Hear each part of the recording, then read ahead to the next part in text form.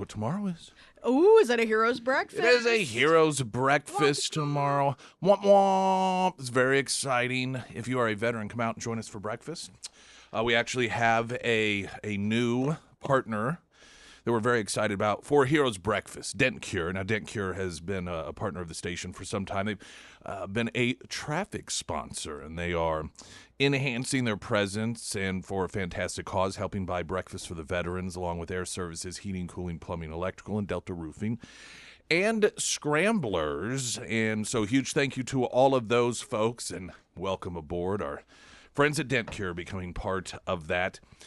If you're a veteran, just come out and you get free breakfast as we broadcast 6 to 9 a.m. tomorrow at Scramblers. It is that easy. There are a couple of scheduled data center events coming up in the city of Springfield, one of which is tonight at 5:30. And there is going, scratch that. Was today the, yes, okay. Today's the 27th. That's Today's Thursday. the 27th. Okay, so 5:30. There must have been, okay, I'm going to just read this from Ozarks First because I'm not understanding it. It reads, on Thursday, August 27th at 5:30 p.m., Springfield residents will be able to attend the first of two public sessions regarding the data centers. The first one will run until 7:30. So it'll be 2 hours, 5:30 to 7:30 tonight, Doubletree, Hilton on Glenstone. The second one will be 4:30 to 6:30 at the Library Center on South Campbell, September 1st. So there are a couple of dates there. As of now, there are no active applications for any kind of data center in Springfield, but obviously there's a lot of talk and a lot of discussion about the issue regarding data centers. And this is kind of interesting because the city of Springfield clearly has a reputation of not listening to the citizens. And flock camera discussion is one of the more recent examples of that, while a lot of other communities, Bolivar, Willard, Pulaski County, are all responding to citizen concerns. The city of Springfield has a lot of ground to make up in that arena. Now, we had, of course, the DFLOC Springfield folks on, or one of the folks behind that effort, and he said that he had been talking with at least one council member that was like, yeah, we're really interested in looking into this, hearing from you. He also relayed that the chief of police attitude of Springfield was, it's just a few people complaining about it. This isn't any sort of big deal.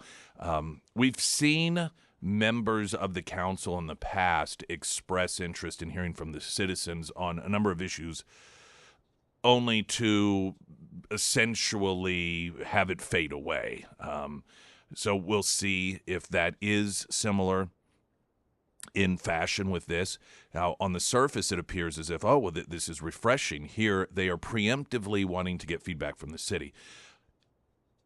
I don't know if that's the case or not. And I say that because after the wake-up call the city got regarding the tax for the convention center, there was this announcement that they were going to change their ways. They were really going to start listening to the citizens, that this was a wake-up call. They were disconnected from what matters to the people in the community, and so they were going to be very proactive in being more engaged in listening. And I do believe that there are interested parties, whether it be the county level or the city level, that really genuinely do recognize this. I think some of those people are perhaps newer to the game, and they, as former outsiders coming in, recognized that there's a real problem here between the people running the city of Springfield and their lack of apparent care about what the citizens want, and that needs to change. At the time that this was being discussed and being acknowledged, and the city saying, hey, we're going to start really listening, I noted there's a difference between listening and listening. You know, there's a difference between, oh, we're going to have some events and then let you speak your mind and then give you some information, let you ask questions, but we're going to do what the hell we want anyway. But hey, we listened to you and thinking, well, listen, we did our job. And I noted at the time, only time will tell.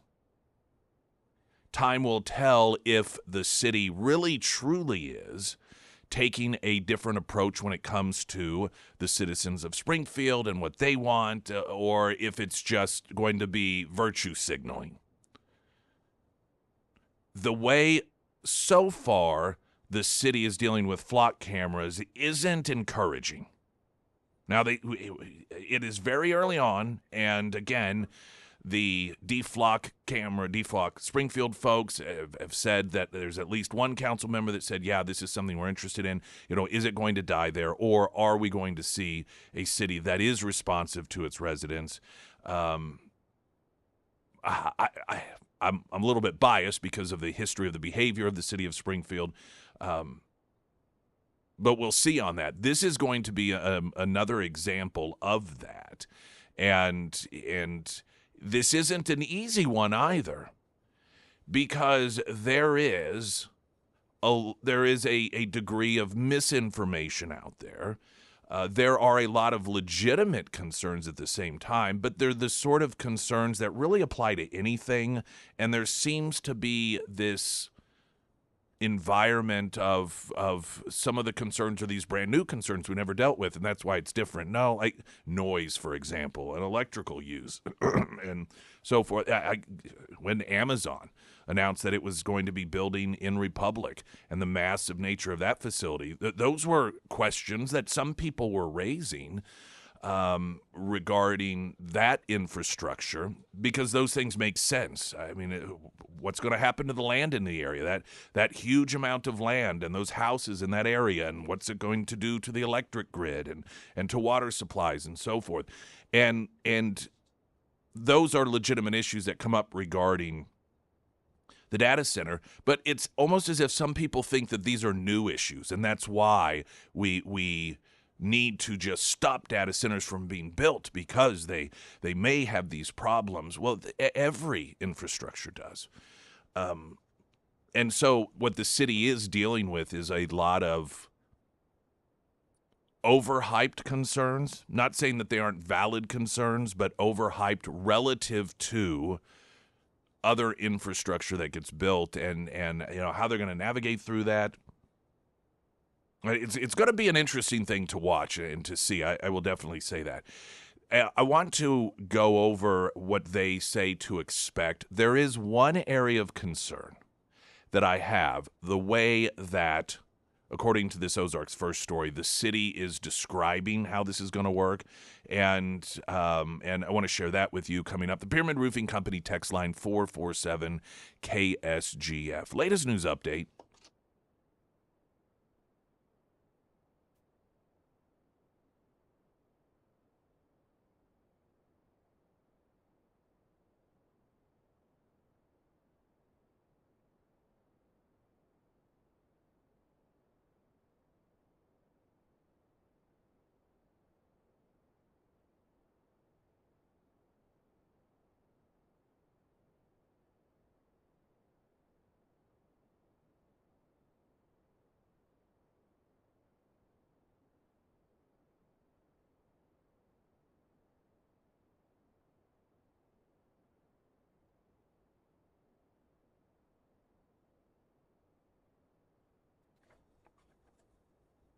And the first alert forecast from Ozarks First meteorologist Tom Schmidt, sponsored by St. Clair of the Ozarks Home Improvements. Today we'll see sunny skies with a high near 90. Tonight mostly clear with a low around 64. For your Friday, sunny with a high near 89. And for Saturday, sunny with a high near 91. PBR Thunder Days, Thunder Ridge Nature Arena, Labor Day weekend, your chance to see it all. Bull riding action concert from Chris Jansen on Friday, September 4th. Miranda Lambert the following night, Saturday. Text the keyword concert to the Pyramid Roofing Company text line 417-447 KSGF, and that will be your entry for a chance to win a pair of tickets to that. The word will be good through the day. Text the word concert. 417-447-KSGF.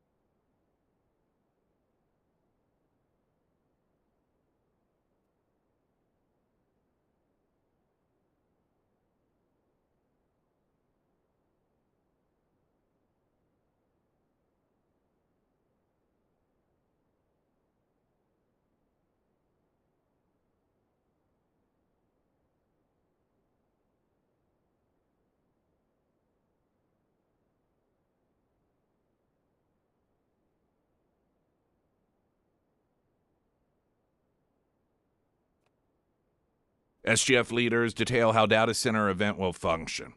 There's one part of this that does give me potential concern. And so they read as follows. Again, there's going to be an event tonight, 5:30 to 7:30. Springfield residents able to attend the first of two public sessions regarding data centers, though there are no active applications at this time for any data centers in the city of Springfield. So the first event, again, 5:30 to 7:30 tonight, Doubletree Hilton on Glenstone. And then the second one will be 4:30 to 6:30 at the Library Center Auditorium, Campbell Avenue. That is September 1st. City of Springfield's Cora Scott said a previous application at 2900 South National, because you're like, well, wait, there was an application for a data center there. It has since been reapplied by a different developer for a veterinarian hospital. Scott detailed to local media how the sessions are going to go and how they will differ from a traditional Q&A. Quote, we are setting up 6 question prompt stations. At each station, there will be a moderator, a subject matter expert, some support staff, and a note taker. Each station will have a topic introduction. The subject matter expert will provide some information about that prompt for about 5 minutes.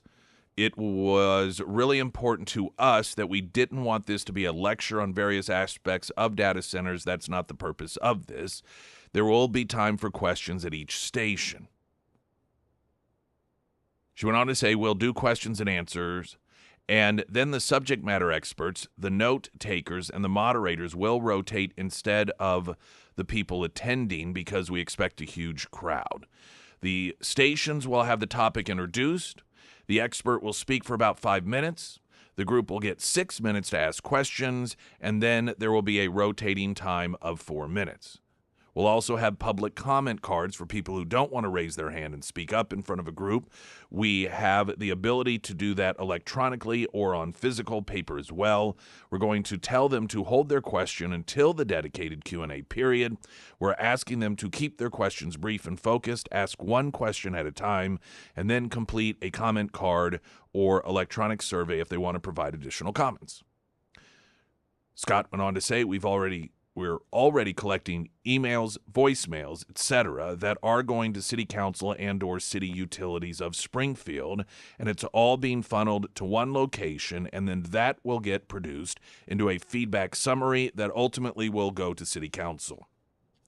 The central focuses of each station include electricity, water, nuisance, land use, and facilities, safety, and community benefits. On electricity, how can the city and city utilities safeguard customers from potential increases in electric utility costs as data centers consider locating here? In terms of water, how can the city and CU protect community water resources regard to both quality and quantity? Nuisance. What can the city do to ensure sound is not an issue as it relates to potential data centers? Land use and facilities. What can the city do to ensure neighborhoods and green spaces can continue to thrive when considering the development of data centers? Safety. What can the city require to ensure the safe operation of data centers and ancillary facilities? Ancillary facilities. I don't know why I'm having a hard time with the word. Community benefits. Ancillary. What areas, programs, services in our community would you like to see benefit from additional resources? The experts at each station will be City of Springfield or City Utilities of Springfield employees rather than experts attached to a specific company. Quote, we think it's vitally important to have our local experts, particularly in our utility fields, to provide some information and also for them to be asked questions and gather feedback from residents because we want this to be a transparent process, Scott said. Now, the concern I have, and this isn't a concern because this is not solely because it is a Springfield government-run event, but it is the use of the term experts. I think the American people have earned a little caution when government's telling us, oh, here's an expert, you need to listen to them. COVID is clearly an example that is utilized quite often when it comes to government experts. I've been talking about this issue of experts for years, particularly when it comes to the economy, and we really saw a detachment from reality through the Obama years and then the Trump years and then the Biden years and the experts, the economic experts. And it just became so clear all throughout the Obama years that the economic experts were always overestimating how wonderful things were going to be. And then during Trump's first term, of course, the economic experts were telling us that his plans for the economy, they were going to crash the economy. It was going to be the Great Depression. Stock market would crash. And, of course, we had like the single greatest economic boom in such a short period of time ever in the history of this country. And the point being is it became very clear that the mindset of media and so many people in government, their version of an expert is not a version that requires actual expertise. It is a label that is given to people by the elites, and that's all that matters. It doesn't matter if their track record demonstrates that they actually have an expertise in that area. COVID, obviously, the clear example of it. And locally, when it came to Springfield and the experts that they listened to and told us to listen to, turned out to be the ones that were completely wrong. And those that they demonized were the ones asking the right questions. So I worry a little bit when this same government entity is telling us we're going to provide experts to answer these questions. Now, that doesn't mean that the people aren't experts in the field. That's not what it means. but it understandably gives some pause.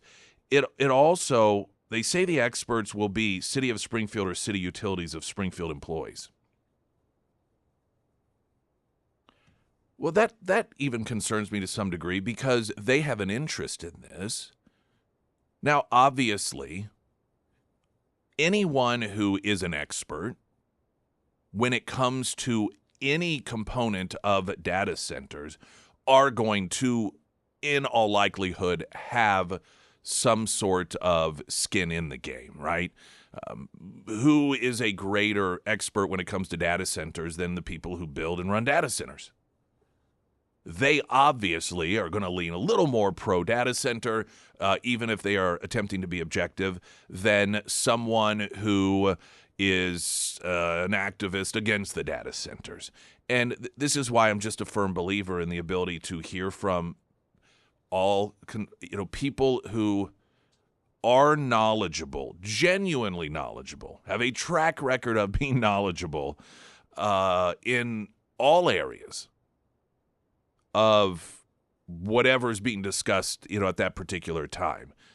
And that's something that may be forthcoming. This could very well be for the city of Springfield. Hey, we're going to do a number of approaches when it comes to this, but right now we feel like this is the best approach.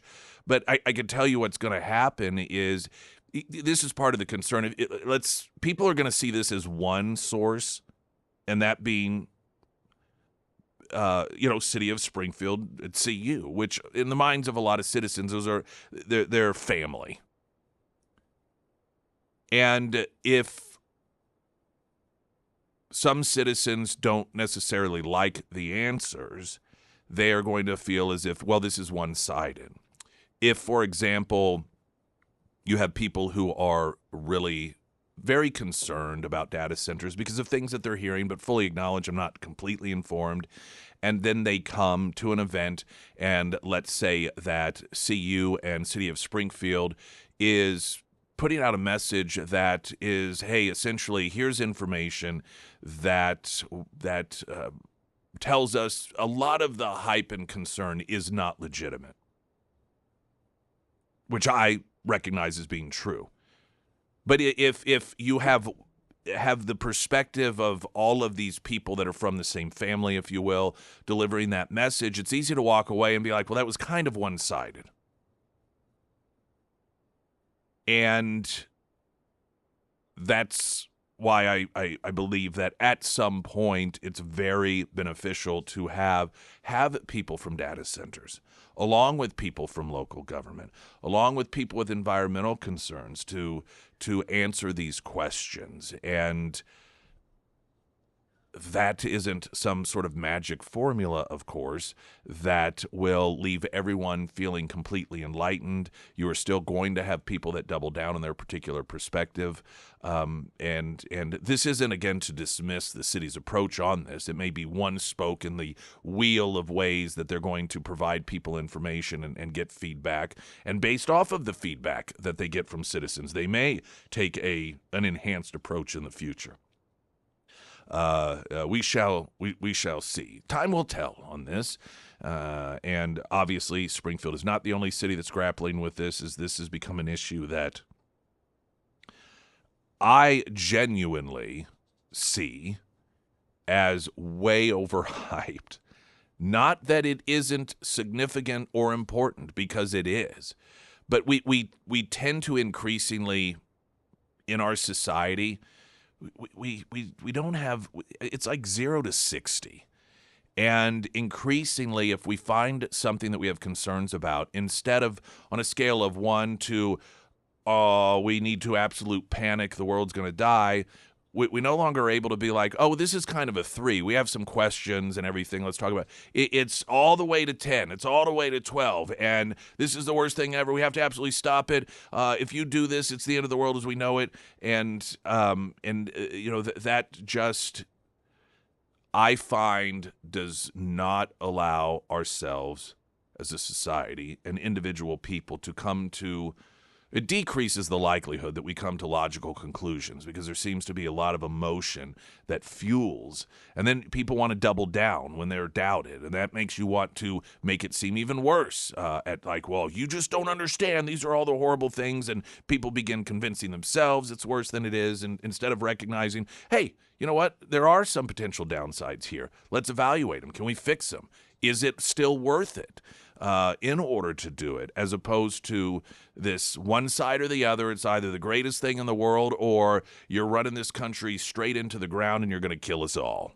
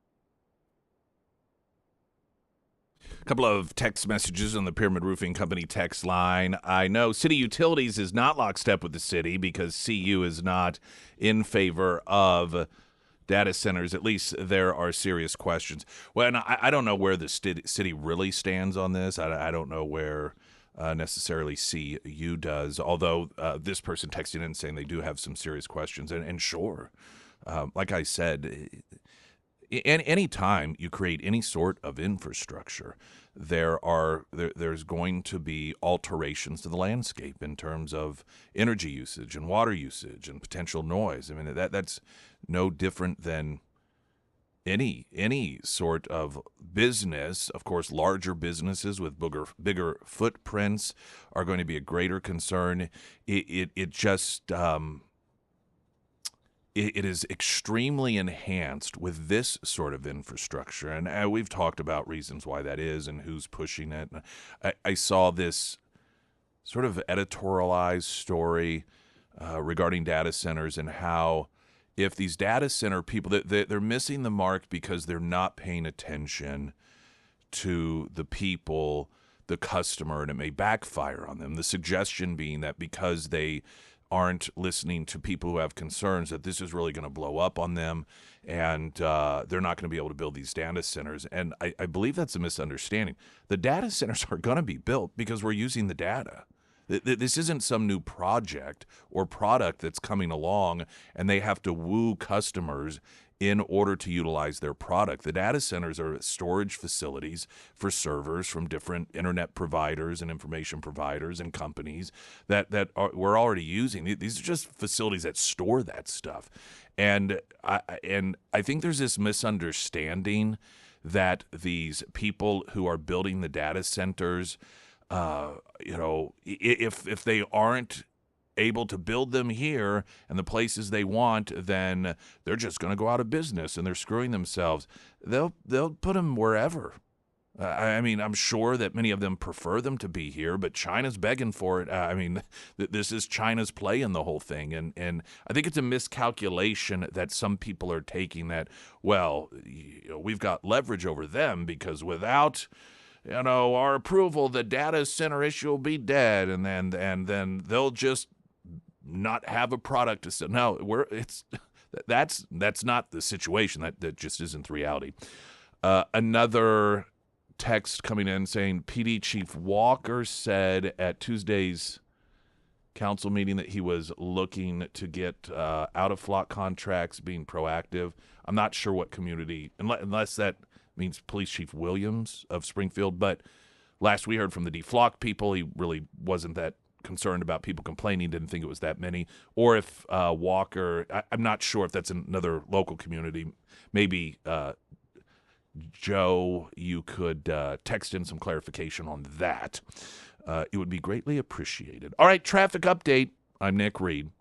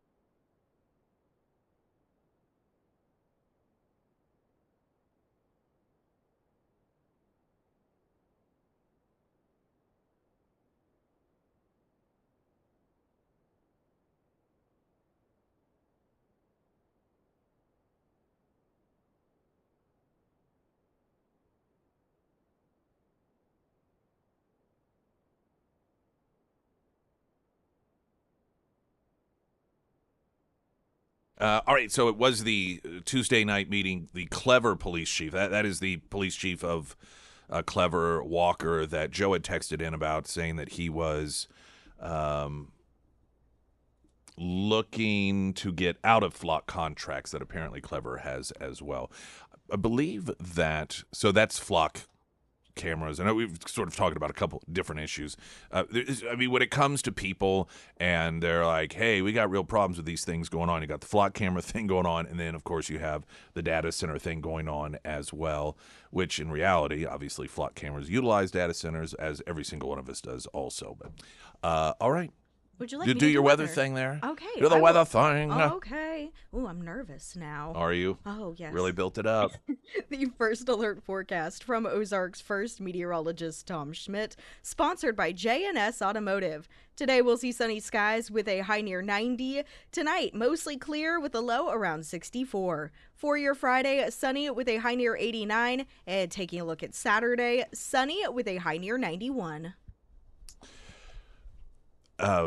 Someone had sent a text in regarding a decommissioned power plant in the area and some pretty major construction going on there, and rumors about what it might be, and potentially some massive electricity battery situation in order to stabilize things in terms of, power usage. That's not an uncommon infrastructure where in fact, there was a bit of an uproar because of some land, and there was attempts to purchase land or to utilize the land, get permits north of Springfield to have a facility that has these big battery units that basically at nighttime store up electricity when there's less electricity being used, and then during the day when there's an overusage to be able to tap into that. And there are a lot of concerns with those things, fires in particular, and the inability to easily put them out. And so, that's another infrastructure situation that some communities deal with. And anyhow, the person had texted in about this construction project and how there's rumors it may be that, and noting what some people see as it's been pretty secretive.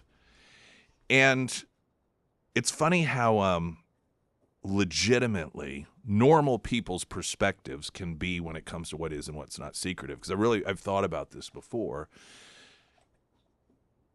And a lot of times we'll see something, right, like that, and we're like, well, that looks unusual, and I'm not hearing anything about this. And because there really isn't proactive discussion about it, or there's not maybe any news stories on it, we oftentimes, and this is completely authentic and genuinely earned, we're suspect. Like, why are they keeping this secret?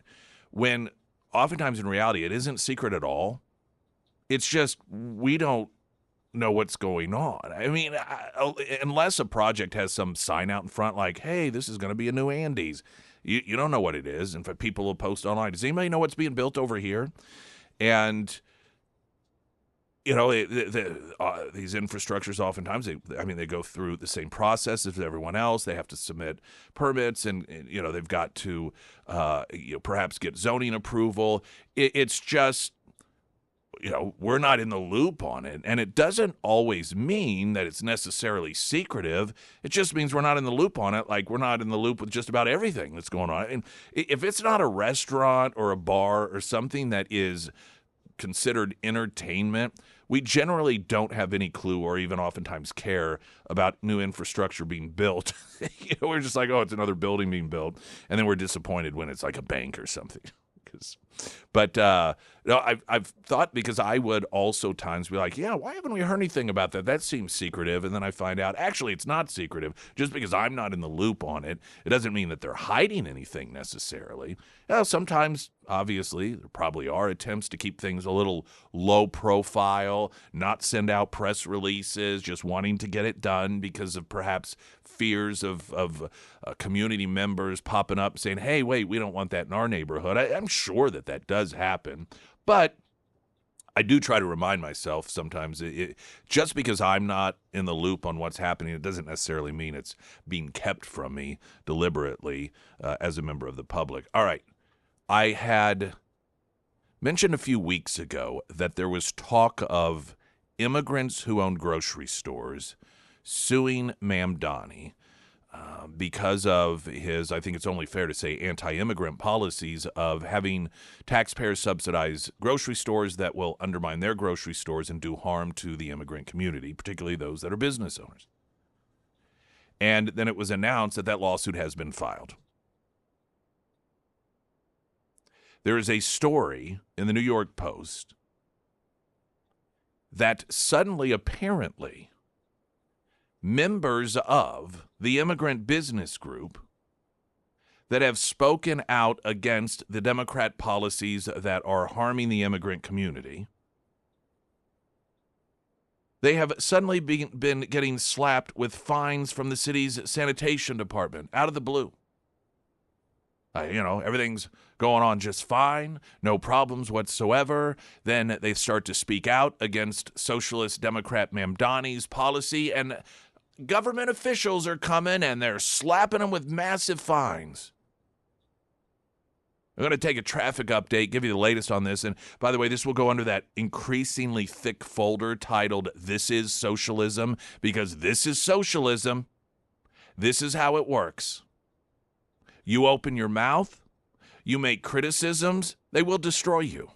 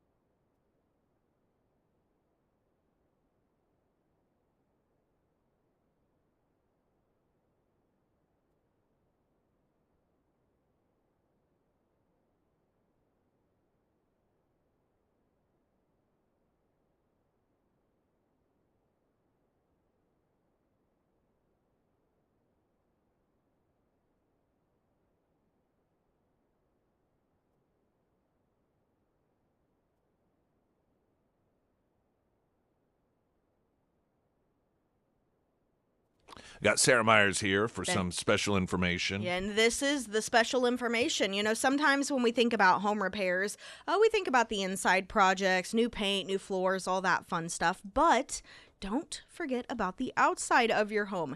If it's been a long time since you've had a roof inspection, Josh with the Pyramid Roofing Company, he can help you out with that. The roof inspections are free with the Pyramid team, and they are not going to upsell you. They'll be honest about the work that needs to be done out at your home, and if it is time for a repair or a replacement, the Pyramid team, they're going to work with you through that insurance process, and they also offer a discount for our military and first responders on new roof installs. So if it is time to have the Pyramid team out to your home, reach out to Josh and schedule that free roof inspection today. You can find all of the contact information for the Pyramid Roofing Company under the Sarah's Endorsements tab at ksgf.com. Okay, this can get filed under This is Socialism.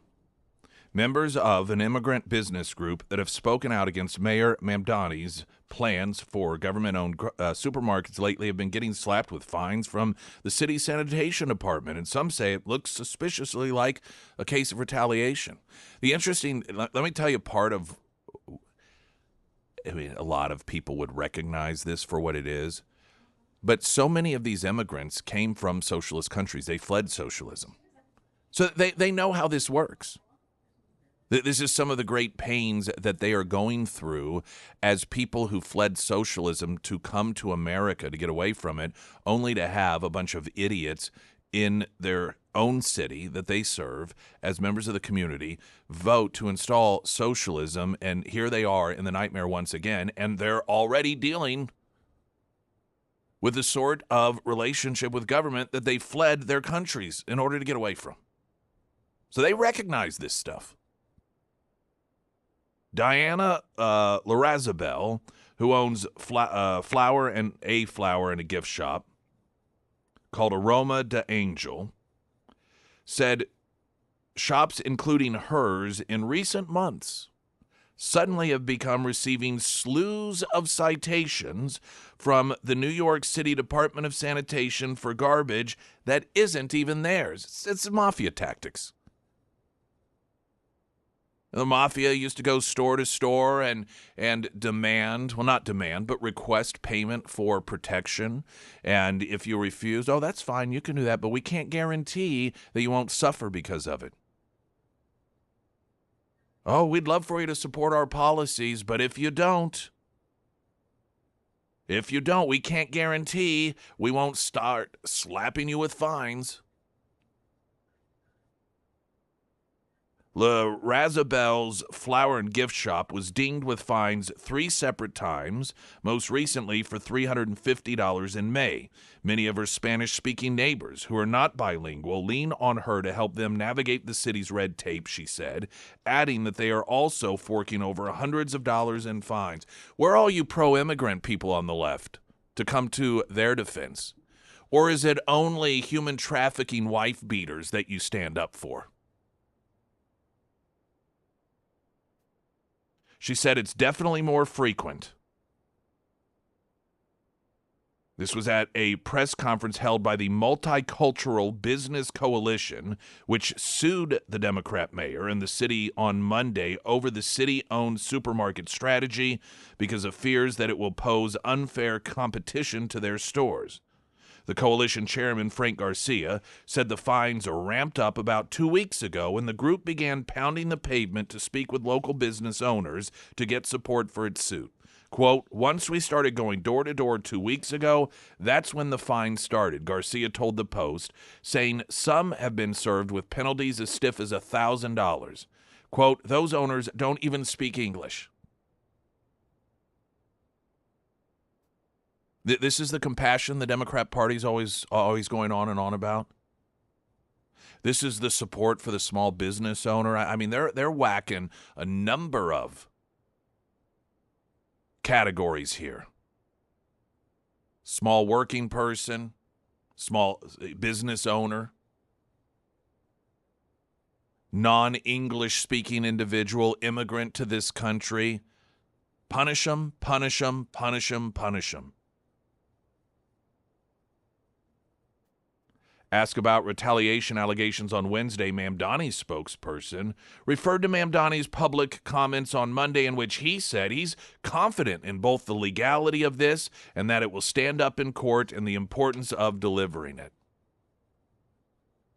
So, let me tell you something. The fact that there was no straight-up denial, which there probably will be, that's a message to these people. Yeah, that's what we're doing.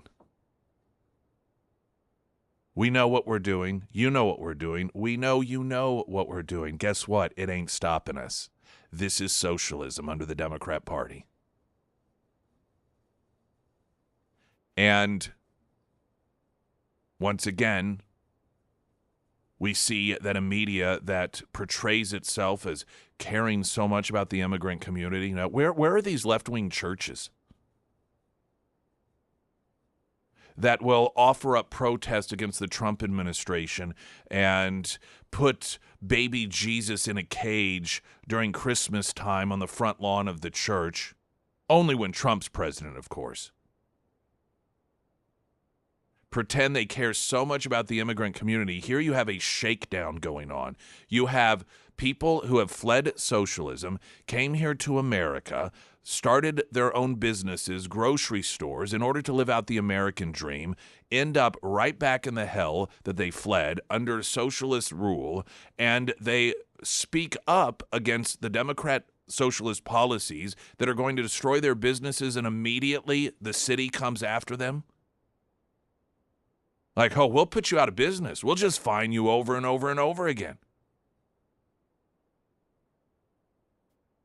And to those people that might be a little naive, and when you have some of these small business owners that are immigrants noting, we're getting fined for trash that isn't even ours. It doesn't, like, this isn't even our area. And you think, well, I mean, they'll be able to show that, and then they won't have to pay the fine. That's not how it works under socialism. And that's not how it works under the current Democrat Party in this country. The corrupt people fining you for purposes of power and corruption aren't going to suddenly say, oh, yeah, you're right. Sorry about that. Our bad. This is a message. Not only to those who are not obedient to the Democrat policies of Mamdani, but to anyone who dares think of challenge or criticize his policies in the future. It's to shut people up. It is a message. And where is the rest of the Democrat Party? Where are the press conferences? I know those of you who listen to the show, you may get tired of me pointing this out, but it is so important for people to understand. Look at the sort of so-called immigrants that the Democrats hold press conferences for, promote GoFundMe pages for, weep over, get together and sing songs on the public square for. It's always accused rapists, child molesters, people who are in this country illegally. But here you have those who did it the right way, who actually love America, and they are being punished. They are being shaken down for the sake of power by one of the rising stars or risen stars within the Democrat Party, and they are silent on it. No press conferences, no demands to stop, no painting the administration as being anti-immigrant, because you don't matter to them unless you can be used as a pawn. And those of you that aren't immigrants to this country, don't feel left out. We're all nothing but pawns to that party. They only celebrate us and praise us and protect us if they feel as if that will help them retain or gain power, and they turn around and throw us under the bus, stab us in the back, demean us, criticize us. If that is what it takes in order to either retain or gain power. And the immigrant community is no different, and what's happening right now in New York City is proof of that.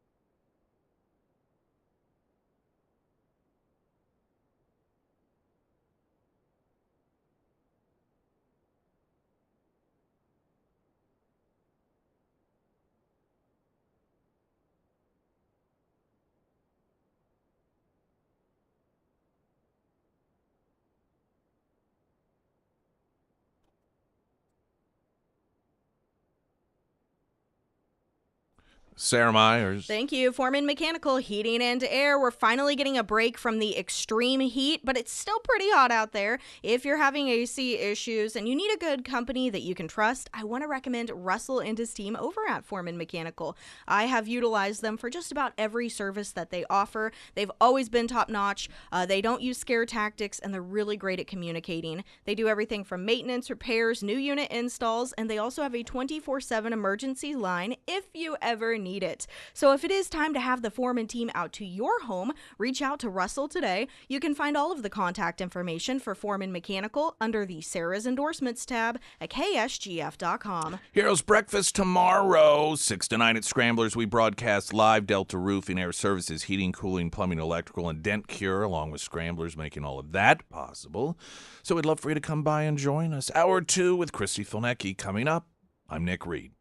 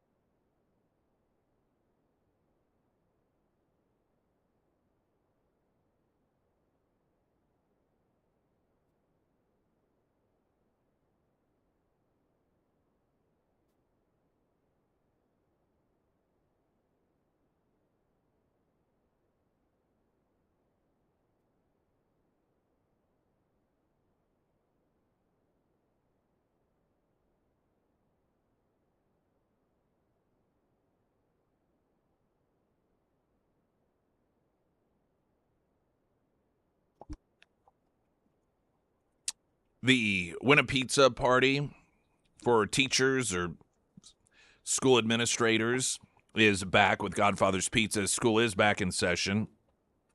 We've done it. Is this the third school year we've done this? Yeah, either the second or third. It's a big hit. It's got to be the third because we've taken one summer break. This is the second summer break we've taken from it, right? Yeah, I'm pretty sure. So that means this would be the third school year. That is insane to me. It makes me sad how fast time is going by. I know. In fact, I just really hope I'm wrong about that. So, I know. So this was an idea we came up with apparently 3 years ago.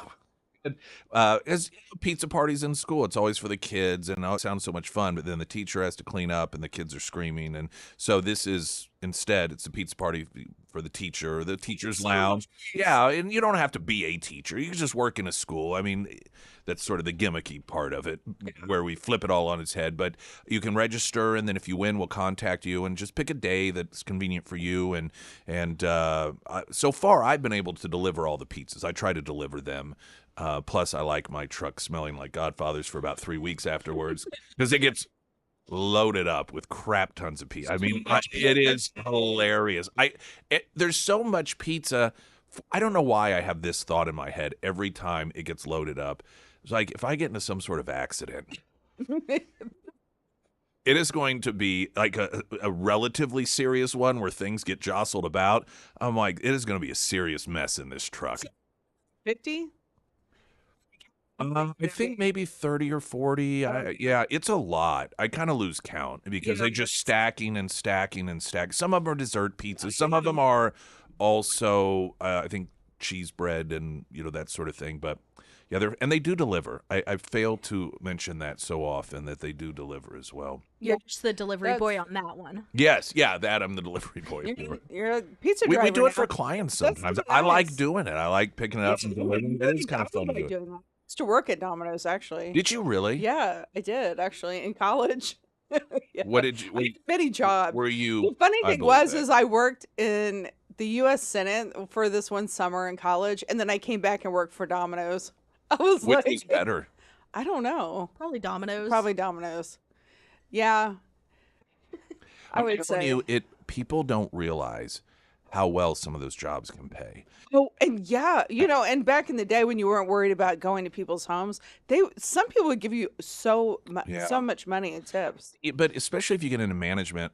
So I had this was several years ago, a conversation with a friend of mine, and he was concerned because his granddaughter was going to college, but she's like, I don't even know what I want to do. I'm going to quit going to college. And he's like, what are you going to do? And she said, I don't know, maybe work at a pizza place. So he was really worried about this. And I told him, I said, because it was around the time there was a news story that Domino's for management positions, I don't know if it was a local or regional man, 6 figures. I said, if you're worried about her being able to financially take care of herself, the amount of money that you can make in management, and it's not just Domino's, just restaurant, that industry, particularly if you're doing regional, people have no idea. Yeah. They really don't. And you don't have to have a college degree to do it. Now, I'm sure that there are some college degrees that might help, but you look at, using Domino's as an example, what is it? Like this massively high percentage of people who own them started out as an employee working there. Yeah. And a lot of them started out as drivers. Yeah. Yeah. Yeah. It's amazing how culturally, because of higher education in this country. I know. Sorry, I just think about that they have managed, I say they, the elites, whoever, our culture has somehow deemed so many of these jobs as somehow beneath certain people, and for people that aren't equipped to have better jobs, yet they go into a field in which they can take care of themselves and their families with 6 figures, no college debt.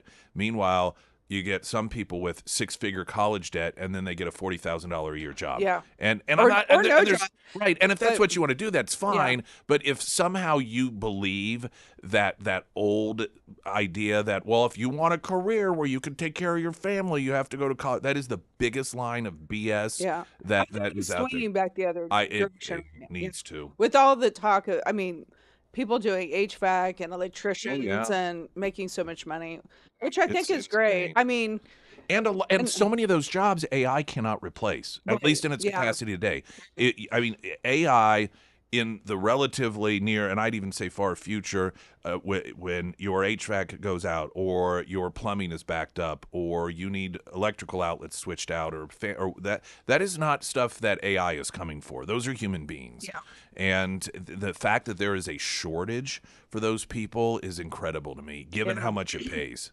Yeah, I saw something last night Makes me want to that there get was an into it. estimate, which this seems so high, that it was something like, I don't know if it was, that can't be right. 30 million. Throw it out That anyway. Why I not? mean, this doesn't It's seem fake right now news. that you think of the population. Maybe it was 3 million, but it said something that a high number of jobs being replaced by AI next year. 30 million's not right. That would be way too many. Seems like it. But and here's the So, thing also that people don't. You could talk about AI all day long. What has and happened? AI videos, I Well, can, yeah.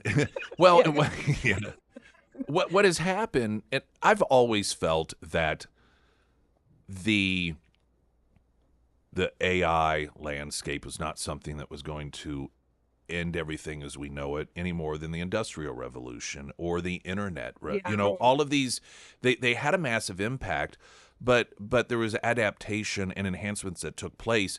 And I'll hear these stories about businesses that have incorporated AI and they've replaced jobs but not the employees. What happens is now the employee is able to, because of AI, do some of the more mundane aspects of their job so much quicker, and they're Yeah, able to do right. other Mhm. things, and they're able to take on other responsibilities that make them more efficient. And so it replaces some of the work but not the workers. And obviously some workers will be replaced, but oftentimes because those workers are replaced, the companies utilize those dollars to enhance their companies, to expand it, and that means creating new jobs. And so I've never been one of these that felt that AI was necessarily going to, oh, this many jobs will be lost, and that's the end of it, that there will be no creation of new jobs, that there will be no benefit to it. And so while I may be Pollyannish and have blinders on when it comes to this, once upon a time, 98% of jobs were agriculture in this country, Yeah, yeah, 98%.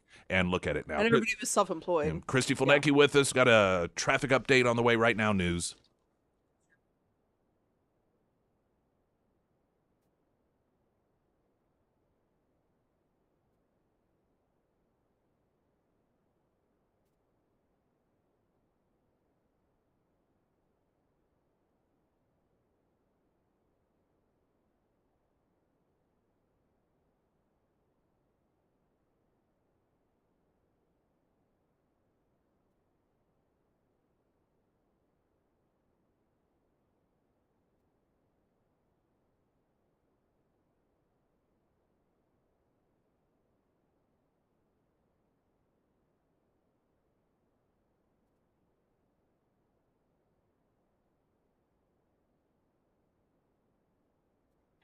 And the first alert forecast from Ozarks First meteorologist Tom Schmidt, sponsored by St. Clair of the Ozarks Home Improvements.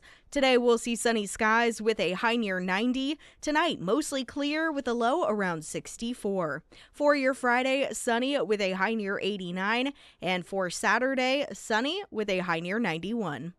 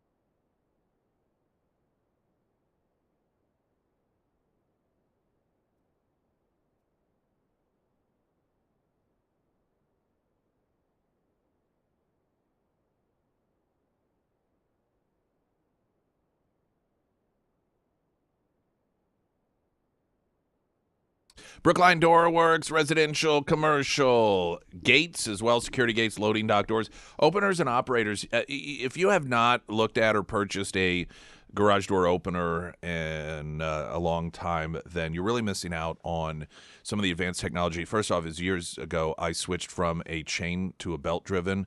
It's like putting a silencer on it. It is amazingly quiet compared to the traditional garage door opener. But we've also got the camera stuff on it, and what is great about that, if you get a lot of Amazon packages, you can, when you check out to Amazon, there is an option to have, I think it's called Amazon Key or something like that. You choose that. When Amazon comes and, to deliver, they will see that, and then they are able to, it's either with a code or just their device, open your garage door, put your package inside, and then close your garage door, and the entire thing is filmed by the garage door opener. So you don't have to worry about the, delivery person going through your stuff in the garage because everything is on film. And so then you don't have to worry about porch pirates stealing stuff off of your porch. So it's just amazing the things that you can do now with the garage door opener. And, of course, they can help you with all that as well. BrooklineDoorWorks.com. And Christy Fulnecki's here. That's amazing. Yeah, I didn't even know that was a thing. I didn't know it until I needed to upgrade ours. And one, like I said, the belt-driven thing, I could not believe how quiet it made the garage door. Because before somebody comes home, you're in the kitchen, you can hear it. Can't even hear it now. Wow, that's so cool. But the convenience of having that function. Yeah. And again, some people are like, well, I don't want to give that access to, it's all filmed. So you have all of it on video. Yeah.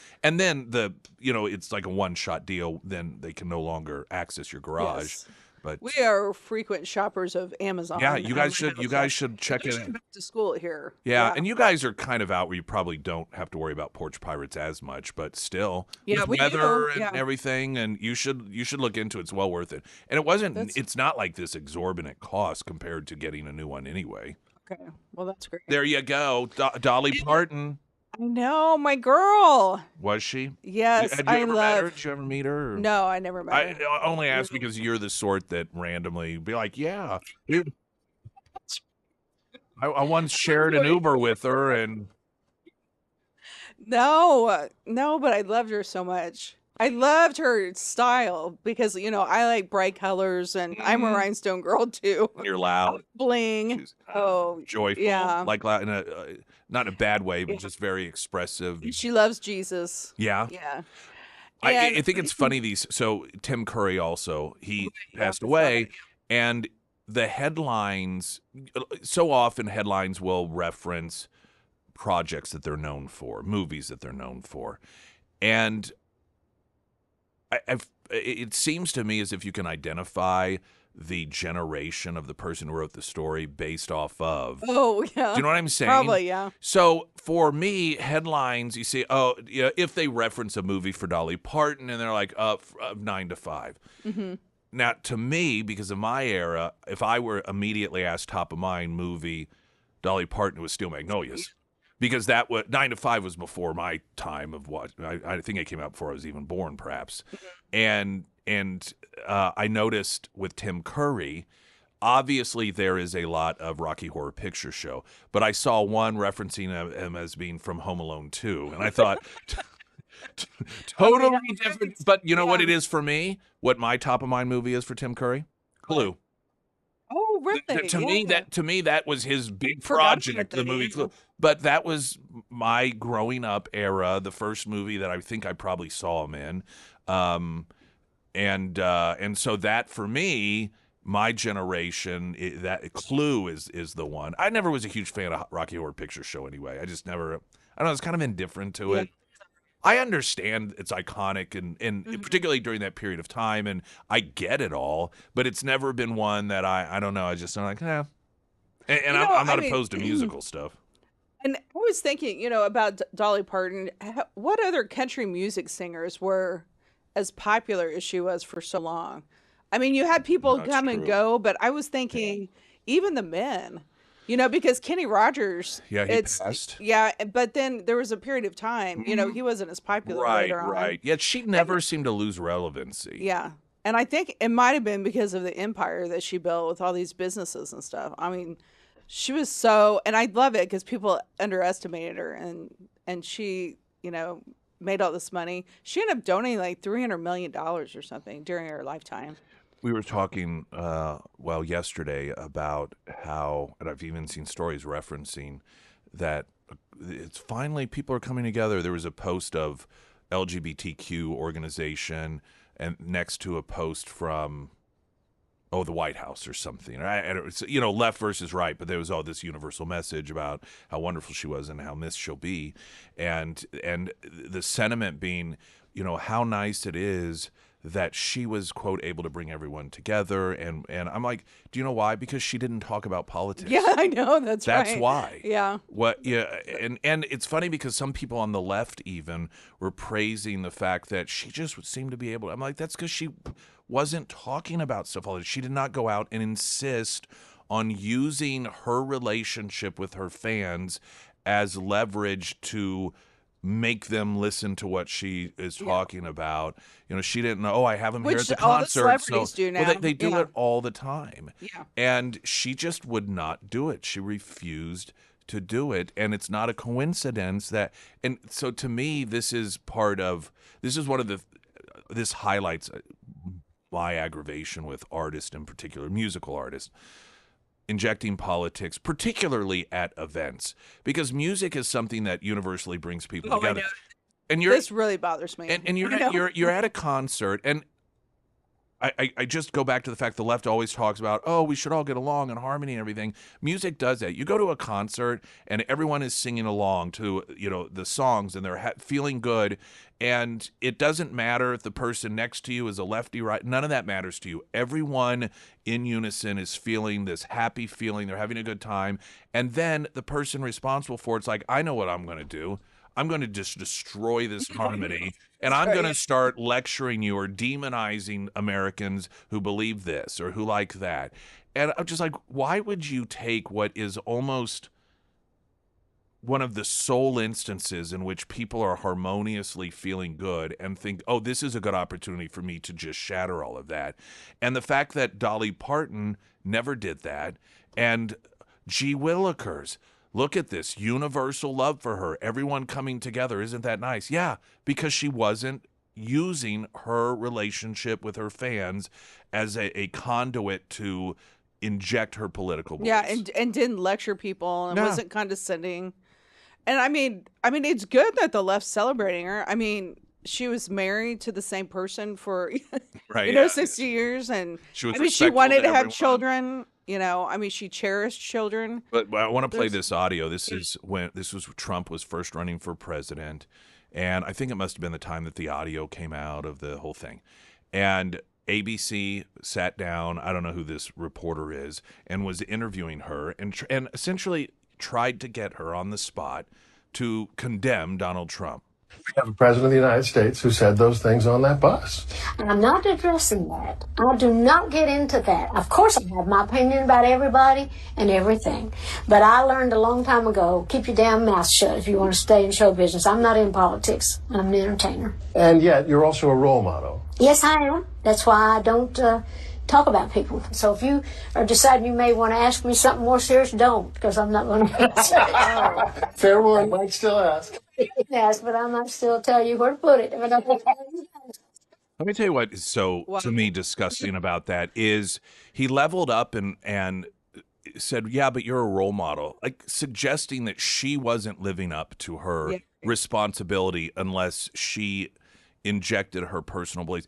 And how disrespectful. No. Do you know, like taking this? She's so classy. I know, but here, taking this woman who has long made it very clear that that's not a thing that she does, and getting her in the spotlight and then almost criticizing her. Yeah, but you're a role model. You're supposed. It's totally and completely disrespectful. Yeah, but what do you expect? I know. And I think the thing that I love the most about her is how authentic she is. Because, Christy, she died. I know, but sorry. But she, she's gone all over the place, so you think she's still here, but she, she would never let someone like that intimidate her. And what a strong person, you know, and that's what I loved her because I remember. I mean, I used to watch Hee Haw. I don't know if you guys remember Hee Haw No, I and Roy watched, Clark, and I mean, yes, and so popping I up in the mean, cornfield. forever since like it's the memories I have from when I was very little and watching her all those years, and and I remember, you know, like in the 80s and stuff, people would try to make fun of the way she dressed or, you know, why is she so flamboyant? I'm like, I just love that. I mean, she would just never change the way she Well, was. And I, and you knew she wasn't doing it for attention. That yeah, was just her. She just liked it. yeah. And so it wasn't. Which I think part of it was for attention as far as her celebrity part, you know. I mean, she wanted to look like that, but I think that was Well, yeah. I mean, part I of think her it helped her, style. Yeah. I think that if she weren't famous and she had the means to dress herself that way, that's who she was. She always talked about her plastic surgery, and she just was not, I mean, Mm. and I actually Googled because, you know, she would talk about some of her plastic surgeons. Did you? No, Okay. no.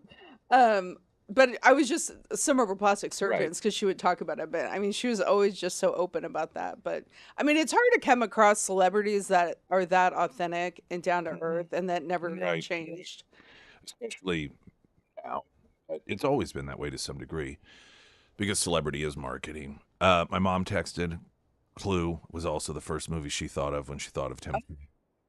The other two that I think of, Legend with Tom Cruise and Muppet Treasure Island. If I were to say what are the three most important and relevant Tim Curry movies, those would be the ones.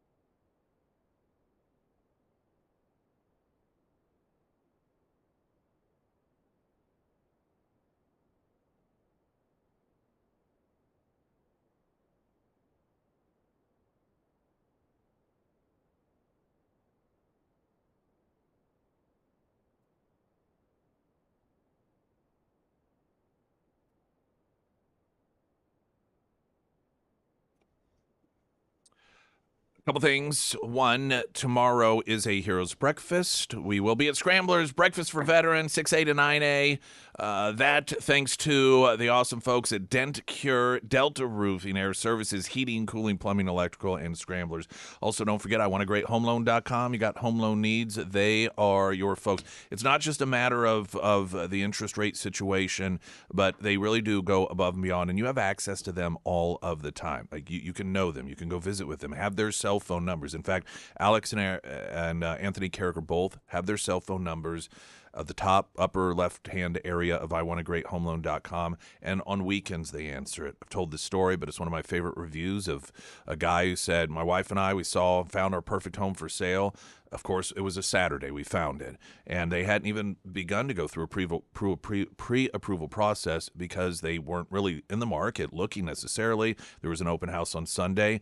By Sunday, the next day, because of the cell phone number situation, having access to the characters, they had a pre-approval letter, and they're in that home today. And that is not something that you're going to get with your traditional loan service. So refinancing home loans, reverse mortgages, iwantagreathomeloan.com, because you do.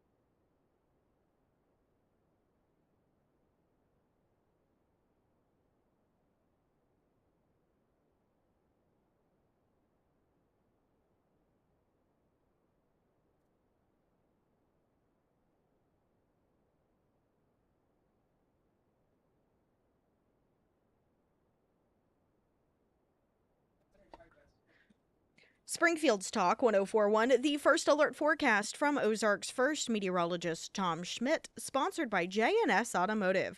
Today we'll see sunny skies with a high near 90. Tonight mostly clear with a low around 64. For your Friday, sunny with a high near 89. And for Saturday, sunny with a high near 91. All right, some of your text messages regarding a number of areas of discussion, talking about the AI, and I had mentioned that I've never been one that had this fear of an environment in which all of these jobs are lost and got to have universal income because AI is going to take over.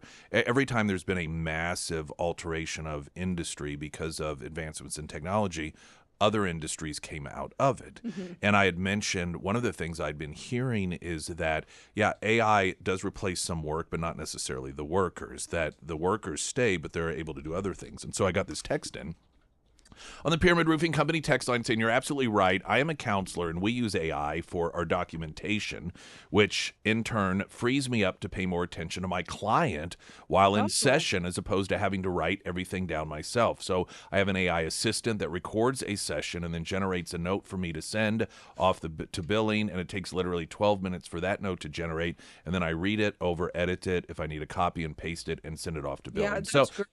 Good example. And of course, again, I'm not saying that everything is going to be wonderful and no one's ever going to suffer, but we oftentimes only focus on, these bad things are going to happen, without recognizing that there are probably going to be positive things that we haven't even imagined yet that are going to happen. Regarding Tim Curry, yes. Okay, so I'm going to respond to a number of you that are like, what the hell, Pennywise? Because I was talking about top of mind for They me. gave I know. you what for Yes. during break. Top of mind for me. I was like, if I have three, and the whole generational thing, it depends on your generation. Rocky Horror Picture Show was Rocky before my Horror was era. me. Yeah. that's- And I just, I don't know. It just wasn't, I don't know. I just never really, I was indifferent to it. So for me, it was Clue, Muppet Treasure Island, and Legend. And so it's Sarah during the break, and a number of you are like, Pennywise, without question. Now, I'm going to give you my reason for not saying Pennywise, and then I'm going to contradict my own reason. I was thinking, for whatever reason, yes, it's one of the most iconic roles, and he was so good in that. And I was thinking, maybe I don't think of it because it doesn't, quote, look like him, right? Because he did such a good job of the acting along with the makeup and everything. I don't think of it. But the problem with that argument is I mentioned Legend, and he's even less recognizable than that because he's a giant demon straight from hell the whole time, and you wouldn't even know who he was if you didn't know that it was him. And so, without Hunt for Red October was another one that he was in. He was the guy that tried, he was the one I think who tried to sabotage where Alec Baldwin ends up chasing him through and they have a gunfight. I think that was the role he played. Okay. But I do remember. Yeah, I did not remember it until that person texted. Oh, it was Jim Webb. Thank you, Jim, for texting that in. But 100% Pennywise without question. And that was my era too. I didn't realize he was in Annie. Yeah, I don't know that I ever fully watched Annie. What? Oh my gosh. That's what happens when we have 5 daughters. We've watched Annie like I'm sure of it. a million times. Yeah, Legend I think is a great. But here's the thing about Legend: there's 2 versions, which is similar to the fact that there are 2 versions of Donnie Darko. Have you ever seen that? No. All right, so Donnie Darko. Do you know that there's 2 versions? Yeah, the soundtracks, they're totally different. One is, if I remember right, it's all customized instrumental, but the other has copyrighted music in it. And for Fears. Yes, which completely changes the entire setting of the mood for the film because of the introduction when he's riding the bike. He's writing that the difference in music between the 2 versions completely sets a different tone. Legend was the same way. Legend had a version that I want to say the soundtrack was largely done by a duo or group called Tangerine Dreams, and then there was another one that they weren't part of, and I don't know what the reasoning for was that, but definitely the Tangerine Dreams version is much better of Legend. If you've never seen it, I think it's one of his very, very first films he did, and he plays it's a very mythical forest with elves and fairies and he's in it, and I forget the girl. Was it the girl who was in it? Was she the girlfriend in Ferris Bueller's Day Off? Was that who that was? Yeah. And then Tim I know. And then Tim, I used to watch it all the time as a kid. I loved it. And then Tim Curry was that massive, very unsettling demon character and those huge black horns that came. I mean, it was just as a kid, I was enthralled, not in a positive way, of course, but with that character, it was just so. I remember it was nothing like I had ever seen before as a kid when I saw that. Well, now we need to go back and watch all those movies. Yeah, maybe I will watch Legend. Yeah. Okay. Yeah. Done. And so we have Back to School too, right? We talked a little bit about that in the beginning. I don't know.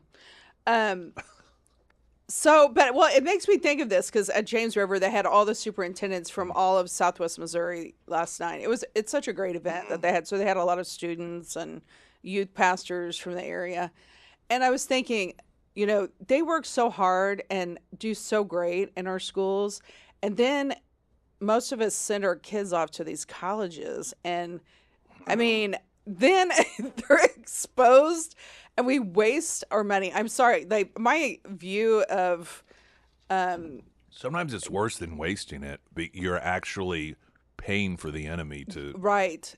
But I used to not think that. I mean, like for us, we've talked to since I'm an attorney and my husband's a doctor, that we had to go higher education, and most of our kids want to do something professional, so they have to go. But I mean, I've had kids in 4 different colleges, and it just gets crazy and crazier. Some of the stories that they tell me of the classes that they're having. And Well, I just mean, well, I, and then my daughter, right. obviously at University of Oklahoma, but I mean, and then my kids are saying, because my other three kids still are going through, and actually some are work in my office and want to be attorneys, but they said, send them to a conservative school, which I mean, we're looking into that. It's just, it's really, so my point is that if you have a child that is not sure on college, look into other things like we were talking about in the beginning. And if Right. they do want to go to college, do your research on some of these wacky classes that they're taking, because my one kid was biology and psychology and pre-med.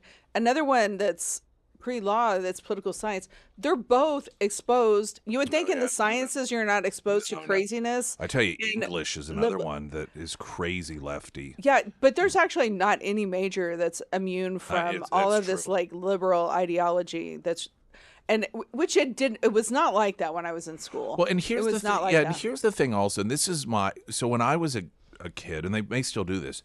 They're like, well, if you don't know what you want to do, then you definitely need to go to college, and you don't have to worry about it the first 2 years, which tells you They right did there that what is.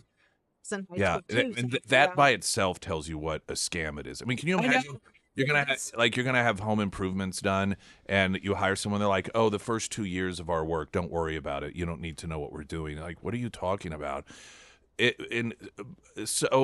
to me, now if you know what you want to do, and it's something that requires college, that's a totally different story. But if you don't know what you want to do, there's this sense that, oh, well, you have to have a career that has some deep meaning to you. Let's not forget, the whole point is so that you can buy food and housing and take I care of know, your family. right. You have to remember, That is yeah. the ultimate. To me, anything beyond that is awesome gravy. Like, if you do that, but then at the same time it happens to be something that is meaningful to you and has you have a passion for, then it's like bonus.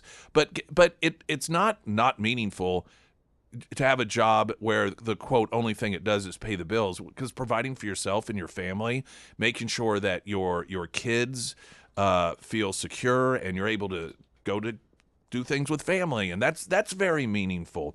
But if you have a child who quote doesn't know what they want to do, what makes more sense?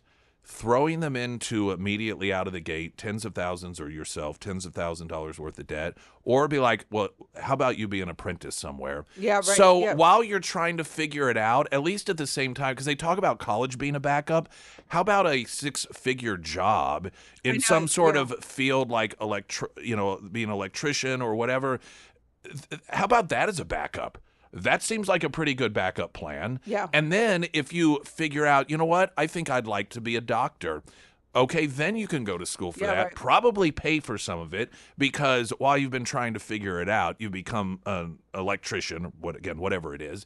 And then if the doctor thing doesn't work out, you have a solid financial career to fall back on. It's so weird to me that the quote fallback is the thing that puts you in debt to the tune of 6 figures sometimes, when you don't even know what you want to Well, do. That makes no If your sense to me. kids decided, you risk them being indoctrinated by all of these crazy policies. I mean, like, besides the Naval Academy doesn't count because it really didn't occur there because it was mainly engineering focused. But the other three universities that one of my daughters graduated from, and two are in that graduate this year, and different states, everything. I mean, it is just insane that the classes, the things they've had to go through. And one of my daughters, I mean, they're all doing very well in school, but she said, in my high school, in my AP classes at Nixa were a lot harder than my classes at this university. And which I'm thinking, this is such a waste of money. I can't believe this. It's not a waste for the left. I know, but I mean, and these professors, I mean, it's crazy to me. But also, if your kids are in this situation, if they're already in college and, or they have to go through this to get to the next step, you need to empower them like my daughter did, and you need to stand up for your values. I mean, don't do this. That's the only way that things are going to change. In Oklahoma, they passed a law after Samantha's thing about, freedom of speech for college students. So they actually passed a law to legislature in Oklahoma after her thing. So everybody needs to stand up and do the right thing, and don't change your beliefs just for a grade in college from your professor. I mean, don't do that. Teach your kids to stand up for what they believe in. Or at least be secure enough in them that they don't waver.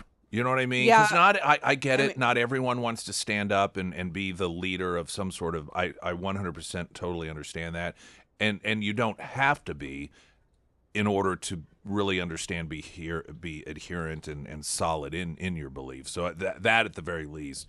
Yes. Okay. So thank you, the many of you who texted in. Tim Curry's character in Hunt for Red October was the doctor.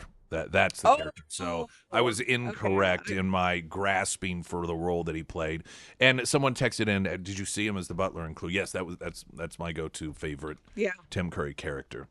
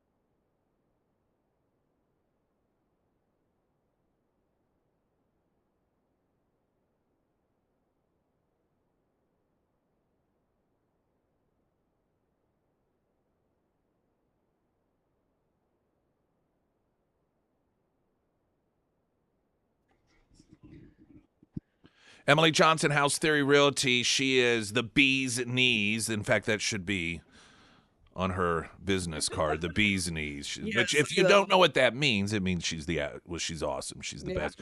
Home buying, home selling. She's got a passion for what she does. There are tons and tons and tons of realtors out there. In fact, she had noted at one point there were more realtors than homes for sale in the market. That is crazy. And not everyone does it full time. In fact, that's why there are so many people. They think, oh, if I sell a house in my part time once a month or so, have a little extra money to put away, invest, walking around money. It's why she encourages you interview different realtors. Even if you're settled on her, if you want the confidence of knowing you're picking the right person for you, then say, hey, I'd like to meet with you. I'm looking to sell my home or wanting to buy one, and what does that look like if I were to utilize you? And then make your decision based off of that. Home buying, home selling, Emily Johnson, House Theory Realty. Christy Fulnecki is with us. Yes. Did you see the Abdul interview with Jesse Waters? No, I did not. I mean, I saw clips of it, read about it. Apparently, El Sayed, right? Abdul El Sayed, who's the Democrat candidate for Senate, he's the candidate for the U.S. Senate in Michigan, and he portrayed himself for a very long time as some sort of practicing doctor. He had to quit doing that because he doesn't practice. Yeah, he went to medical school, but apparently he thinks that a circumcision is the same thing as a sex change operation. Like you're a doctor. He asked Jesse Waters if he was No circumcised. wonder. Thank God you're not a practicing doctor. If you think a circumcision is the same thing as a child having a sex change operation, can you imagine getting that one mixed up? Like if he's your child surgeon. The whole thing is very disturbing. But the weird thing was when you're watching it, it's that he asked Jesse Waters if he was circumcised. Can you imagine, like, if you're being interviewed and somebody asks you, what would you say? I mean, it kind of catches you off guard. You're like, sure. Just ask me that. I mean, that was a little awkward. And then he said that it's between the parent, the child, and the doctor. Let me tell you, that is a false premise. They do that because they are trying to play off of a parental rights angle. Yeah, but that's like saying beating, should kids, child abuse should be illegal. Well, now that's between a child and no, that's not how that works. You're going to take that stance if some parent that is nutty and wants their 12-year-old daughter to be famous, internet famous, and so find a doctor to give her breast implants? Or are you going to say, well, yep, ought to be able to do it because, no, it's abuse. Yeah. You don't get to, simply because parental rights and the relationship, patient-doctor relationship, is not a free pass to child abuse. That's not how that works. Yeah. Yeah, and it's the same thing as saying that, well, a doctor can molest your child because, well, it's a doctor-patient relationship. That's not a medical thing. Yeah. And nor is cosmetic surgery for sex change operation purposes. Yeah. And the same thing that he's doing with religion and Sharia law and everything, that when he was asked about that, about pushing his religion, he said, well, everyone, we have freedom of religion, and I'm not going to, do anything to your religion and whatever, So he's trying to say freedom of religion, but I mean, do you know what your religion is trying to do to our religion?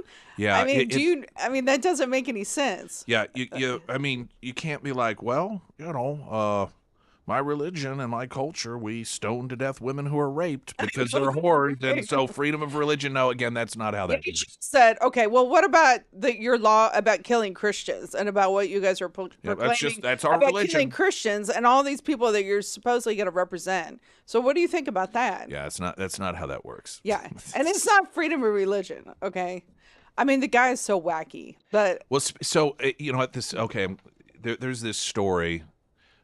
Here's the first one that really popped up, went viral.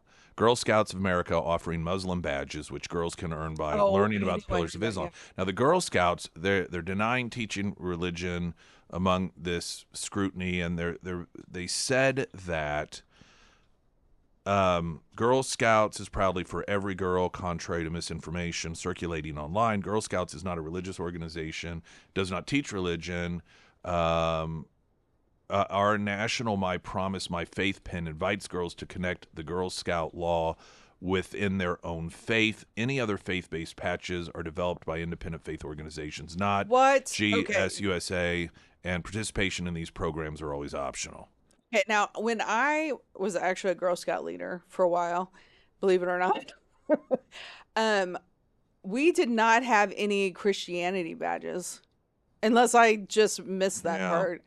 So this story says the Girl Scout USA's manual state that the organization has approved religious recognition programs created by faith groups and permits their insignia on official uniforms. A chart currently hosted on its national website says each religious organization develops and administers its own curriculum. But here's something to think about, because we tend to have this all or nothing approach. So, well, the Girl Scouts, okay, they allow this for Muslims, but they do every religion.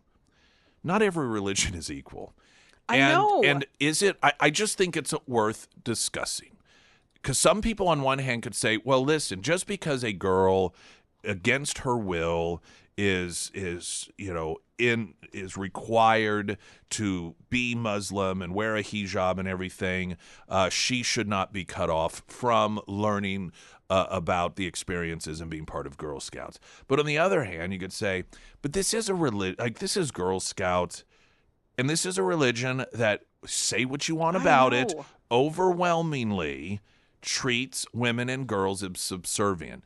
Do you really want, is it wise for an organization that is about girl empowerment to treat a religion that is the opposite in practice, generally speaking, as a partner? Is that really a healthy partnership? And I just think that that's something that's worth discussing. Which is, no. I mean, they don't have the Girl Scouts in Iran, I'm sure. I'm sure.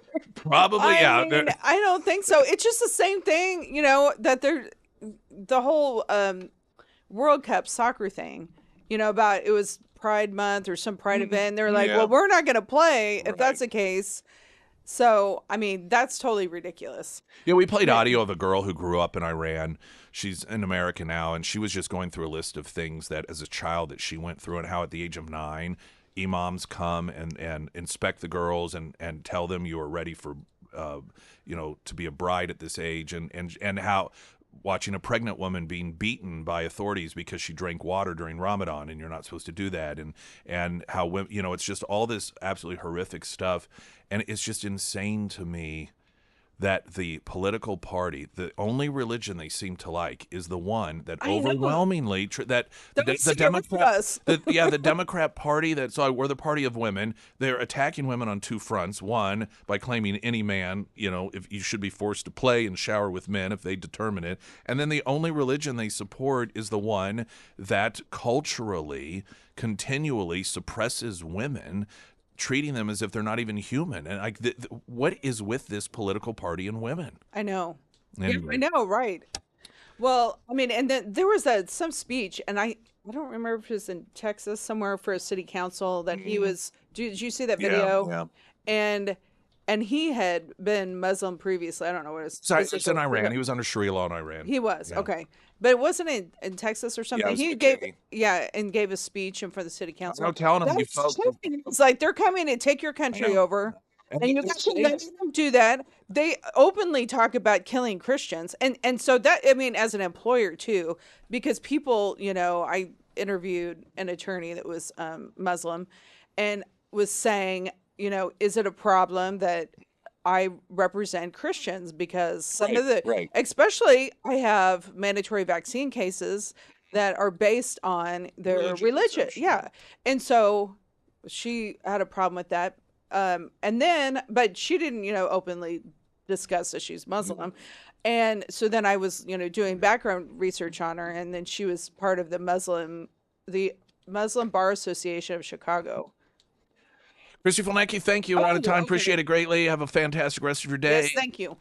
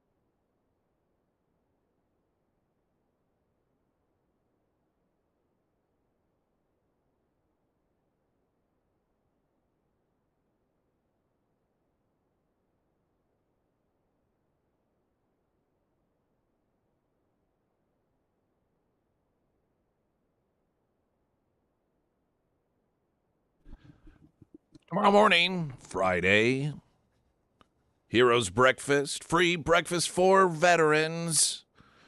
That'll be at Scramblers as we broadcast live 6 to 9 a.m.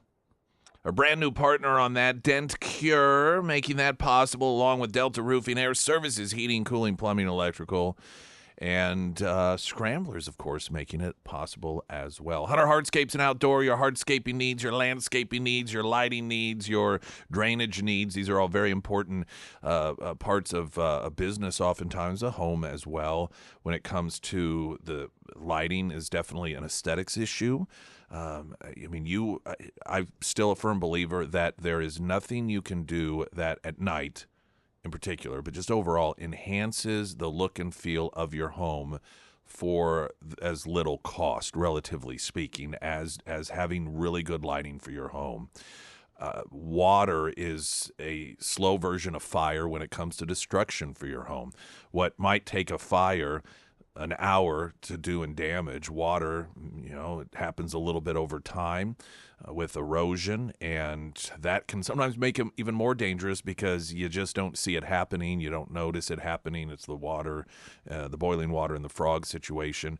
And so you're talking about tremendous value there. I mean, these are very important things that Hunter Hardscapes do. They do it top of the line. They are premier, the best in the area. And then, of course, hardscaping and landscaping. They have other services as well you can see at hunterhardscapes.com. But just mind you, these are not folks that, we need the job done in a couple of weeks. We need it done really quickly. They are in very high demand because of the quality work they do. So if you're thinking, well, this is something that we're going to plan on next spring, get a hold of them now and get that process started so that you can have it done when you want it to be done. HunterHardscapes.com. Also, you can find them under Nick's endorsements at KSGF.com. We've got Author of the Week, sponsored by ABC Books on North Glenstone, coming up in moments. First news.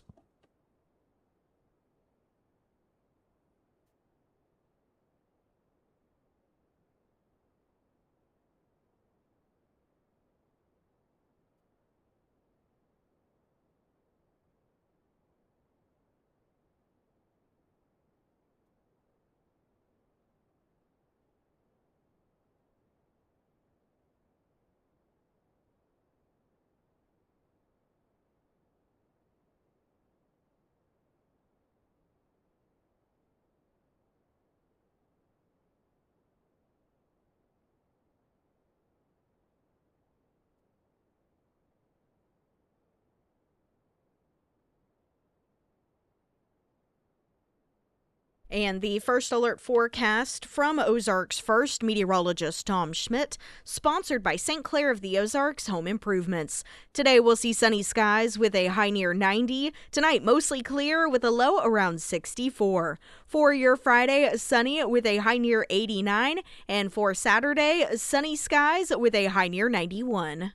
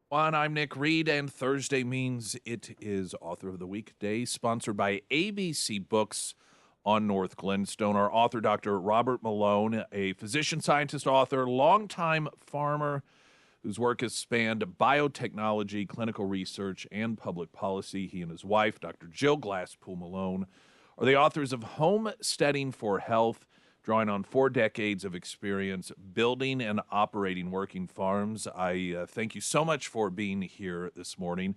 And I'd like to start off just to ask, what prompted you to write the book? So we write a very successful Substack. So these are daily essays, often 2,000 to up to 7,000 words a day. And then Fridays and Sundays, we just do a meme roundup, so we get sort of a break. And a lot of times we're talking about politics, government corruption, health, public health issues, a lot of kind of wonky insider stuff. But Jill started writing these essays to give our readers a break about just our daily experiences in building our current homestead and some of our historic ones. The current homestead we live on, we bought as raw hayland about 9+ years ago here in a little tiny county in Virginia called Madison. It still has the same population that it had in World War II. It's kind of hard to believe. We're an hour and a half south of DC, but we live in this little bubble. And very happily, a rural life that perhaps isn't so different from folks that live in Missouri in your listenership. And so we started writing about these things, and our audience just absolutely loved it. And Jill was the primary authors of this. We talk about our horses, about farm animals, about our setbacks, just kind of daily life in running a small farm operation. And it just got such a response that after doing this for a few years, Jill decided that she was going to bring all these essays together, aggregate them, and then use that to structure a book. And so that's the genesis of this. It's taken her about 2 years. She's the primary author. I'm the secondary author and editor of this. Taken her about 2 years to pull it together, to build the illustrations, which people are loving, and to kind of put the message forth. And it does have, I got to warn you, if you're just looking for a feel good, the last third of it is deep public policy stuff. How did we get here? How did, Earl Butts destroy the small farm and by extension destroy small town America? That's all a consequence of federal policy. We talk about the Victory Gardens movement that was so prevalent during World War I and II and was so productive that at the end of World War II, the government launched a campaign to basically tell people, stop it with the Victory Gardens because you're producing so much food that there's not going to be any farm jobs for the GIs when they come back from the front.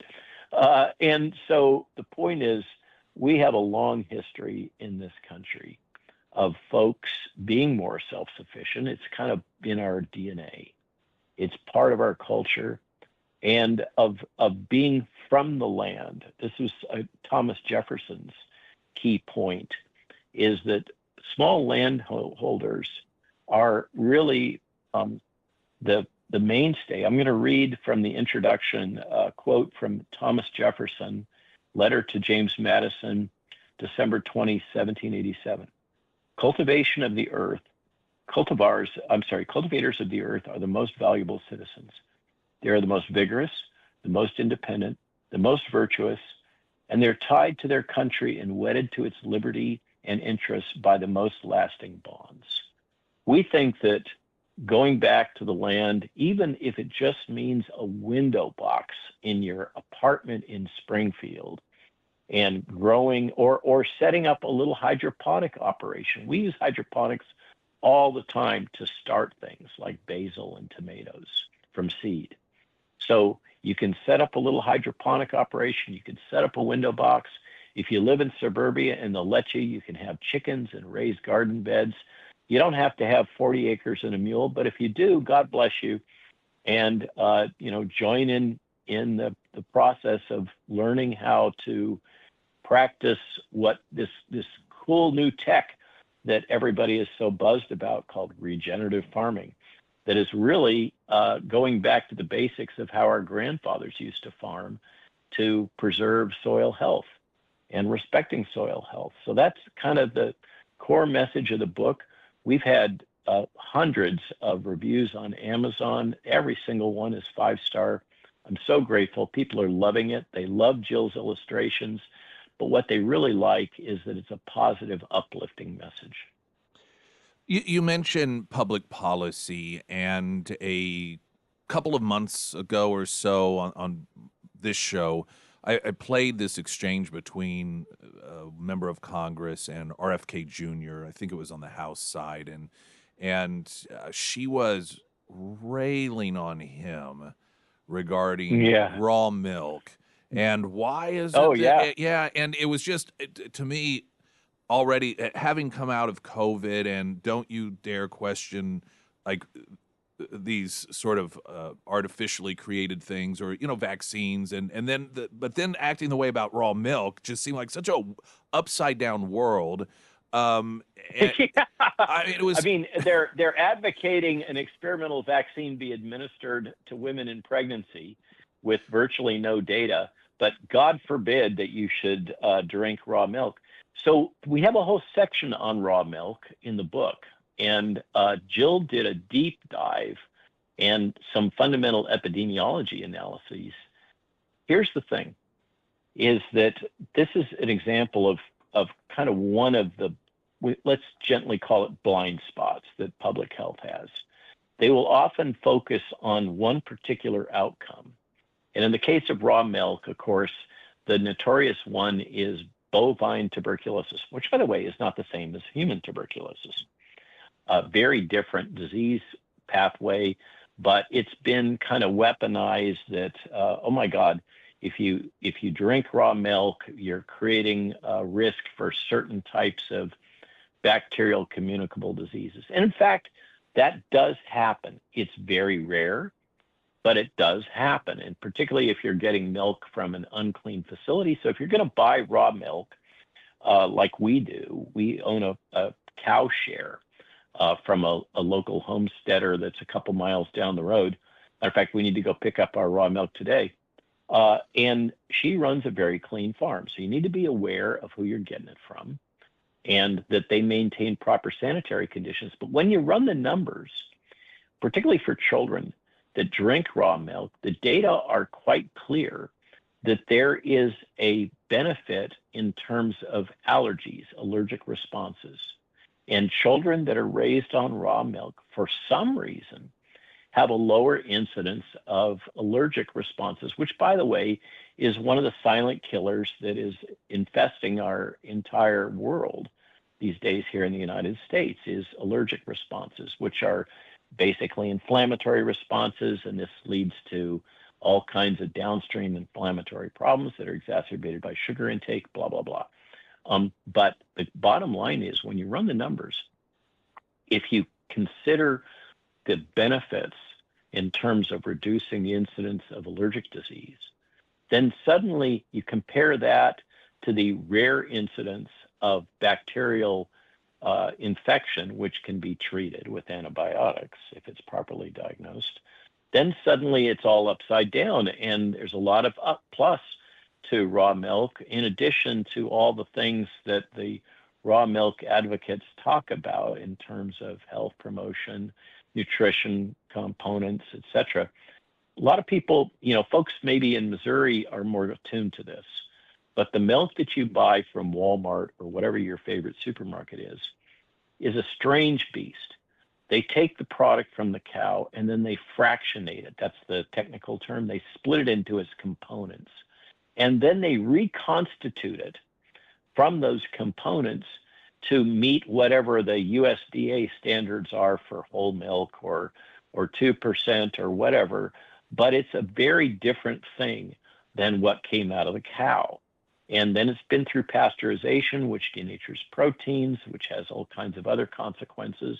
Bottom line is that folks that are in these interesting niche communities, like the biohackers and other people that are very focused on their health, are finding that there are a lot of benefits associated with drinking whole milk and using it for your cooking. And I can tell you personally, I like to take some milk product in my coffee, and having whole milk in my coffee is a totally different thing than cream or half and half or anything else. It really makes the coffee come alive in my experience. And we just, whole milk on your cereal, that takes it to another level. If you're a cereal eater, be careful not to have these highly processed sugary cereals. My wife and I go for shredded wheat because it's a whole wheat product and not something that's highly processed. But, there's a lot of upside to whole milk, and I'm glad you mentioned it. And there's a big section in the book talking about it. We're talking with our author of the week, Dr. Robert Malone, Homesteading for Health. Well, I want to ask you about this one because it seems as if, like a lot of these, these are the greatest things ever, or, stay away from this. Seed oils popped up at some point. Suddenly, stay away. Is that concern overblown, or is there legitimate? No, I don't think so. No, I think it's legitimate. When I used to, when I was back as an assistant professor at UC Davis, which had a very active nutrition department, I used to interact with a full professor of food science that is one of the leaders in this whole domain having to do with lipids. Bruce Germain, as I recall, is his name, Dr. Bruce Germain. And he used to make the point that we are in the middle of a massive experiment with hydrogenated oils and seed oils. These historically have not been part of the human diet. And a lot of them are not very digestible. And what happens with those oils and fats is they get incorporated into our cells, in the cell membranes, and they stay there. And the composition of our cell membranes is super important in terms of the fat content, cholesterol content, and everything else for all kinds of, I'm a molecular biologist, so I could go way down this rabbit hole. But the bottom line is that a lot of these fats become part of us, and we have not evolved or been created to have these in our cell membranes. And it's a great big experiment that's ongoing, that our diets have been shifted, often without us knowing, to consume these, what are, they may be natural in the sense that they've been squeezed out of seeds under high pressure and then processed in various ways. You could call that natural, I suppose, but they have not traditionally been part of human diets or diets of many other things other than small finches. So we're not, they haven't been part of our biology, and we don't really know the long-term consequences of doing this. But what we're seeing in all kinds of ways is that there's something about our food stream that has changed over the last couple of decades that is leading to people becoming fat and developing a wide range of chronic inflammatory diseases. And sugar is a big part of that, by the way. But these seed oils and hydrogenated vegetable oils, Crisco, those are, that's all a massive experiment on your health and that of your children. And you'll recall that we were told, don't eat butter. Oh, no. Margarine. I remember my mother insisting that margarine was healthier, even though she came from a farm in Eastern Oregon. Butter was the bad guy. But now we know that's actually the opposite. Yeah. So this teaches you a lot about, quote, experts and their advice. Well, in the margarine having its era as the conventional wisdom, this is the healthier route? What right now, if anything, is out there that that the average person sees and thinks and consumes because they're like, oh yeah, everyone knows this is healthy, that isn't so much? That's a good question. A lot of the foods that we encounter in the environment of fast food, we may think of as healthy, but or as food, Right. when really that's stretching the definition, and the data are in that it is not contributing to good health. It's contributing to chronic disease. In terms of things that we thought were healthy, we thought that a low cholesterol, low fat diet was healthy. That turns out to be wrong. A lot of the things that we were taught about cardiovascular health, about dropping our cholesterol levels, for example, using pharmaceuticals, and that was necessary to be healthy. That turns out also to be wrong. Cholesterol is a key component of our brains, for God's sake. And when you drop your cholesterol levels too low, you have problems with some of these drugs of things like suicide, depression. So a lot of the things that we've been taught coming out of modern medical research are turning out to not be true. And what we can say is if you go back to the core tried and true diet that, let's say, our parents or our grandparents, depending on your age, were raised on, those are more likely to be safe. But excess in anything is a problem, and you have to keep your weight trimmed down, but stay away from all of that sugary stuff. We are talking with our author of the week, Dr. Robert Malone. The book is Homesteading for Health. Final question, and then any final thoughts you have for everyone today. And you touched on it a bit, but I think a lot of people, they hear particularly the term homesteading, and they think, well, I live in just a little plot of land in a neighborhood. I don't have a bunch of land. I'm not a farmer. I don't have the time to devote to it. So this isn't anything that can be part of my lifestyle. That isn't necessarily true, is it? And then any final thoughts you have? So that is the kind of the key thrust of the book, is that this homesteading is kind of a frame of mind.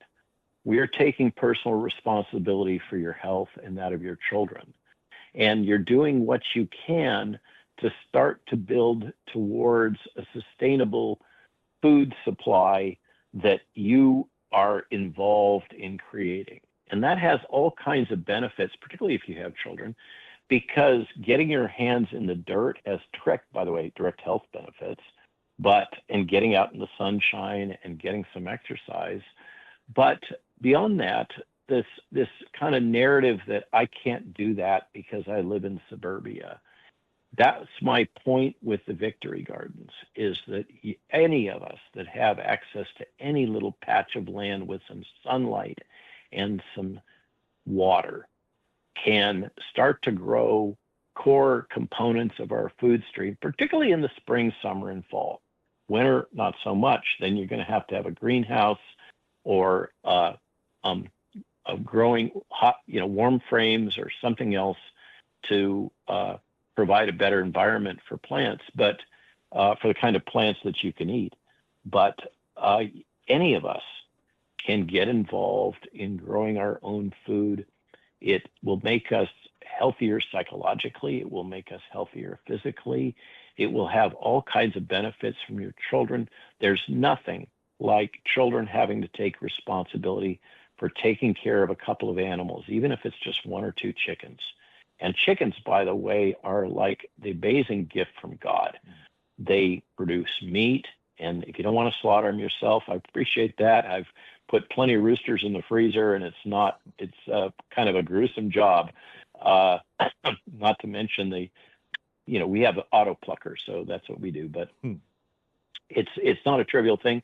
But eggs are amazing, and they're easy to get. And the eggs that you produce, even if you're just letting the chickens roam around in your backyard and eat your bugs, are way healthier than the stuff that you get from the store. And you can do this. That's the core point. You don't have to have 40 or 50 acres. You can do it on small plots, and you can grow your skills. That's the right way to do this, is step at a time, learning how to do this. Don't just go buy a big plot and a $50,000 tractor and decide that you're going to start doing this. Go at it slow, build your skill set, and do it together with your partner, your family, your community, and it's going to yield all kinds of dividends. It's just going to make your life better and richer and healthier. Our author of the week, sponsored by ABC Books on North Glenstone, Dr. Robert Malone, the book Homesteading for Health, Springfield's Talk 104.1. I'm Nick Reed. This is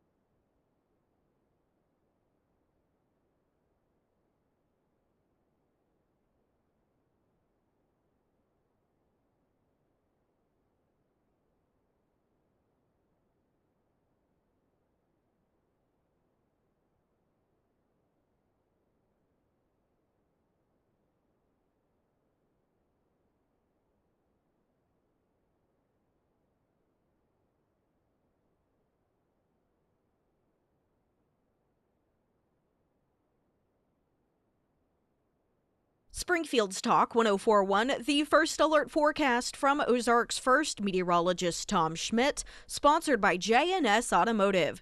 Today we'll see sunny skies with a high near 90. Tonight mostly clear with a low around 64. For your Friday, sunny with a high near 89. And taking a look at Saturday, we'll see sunny skies with a high near 91.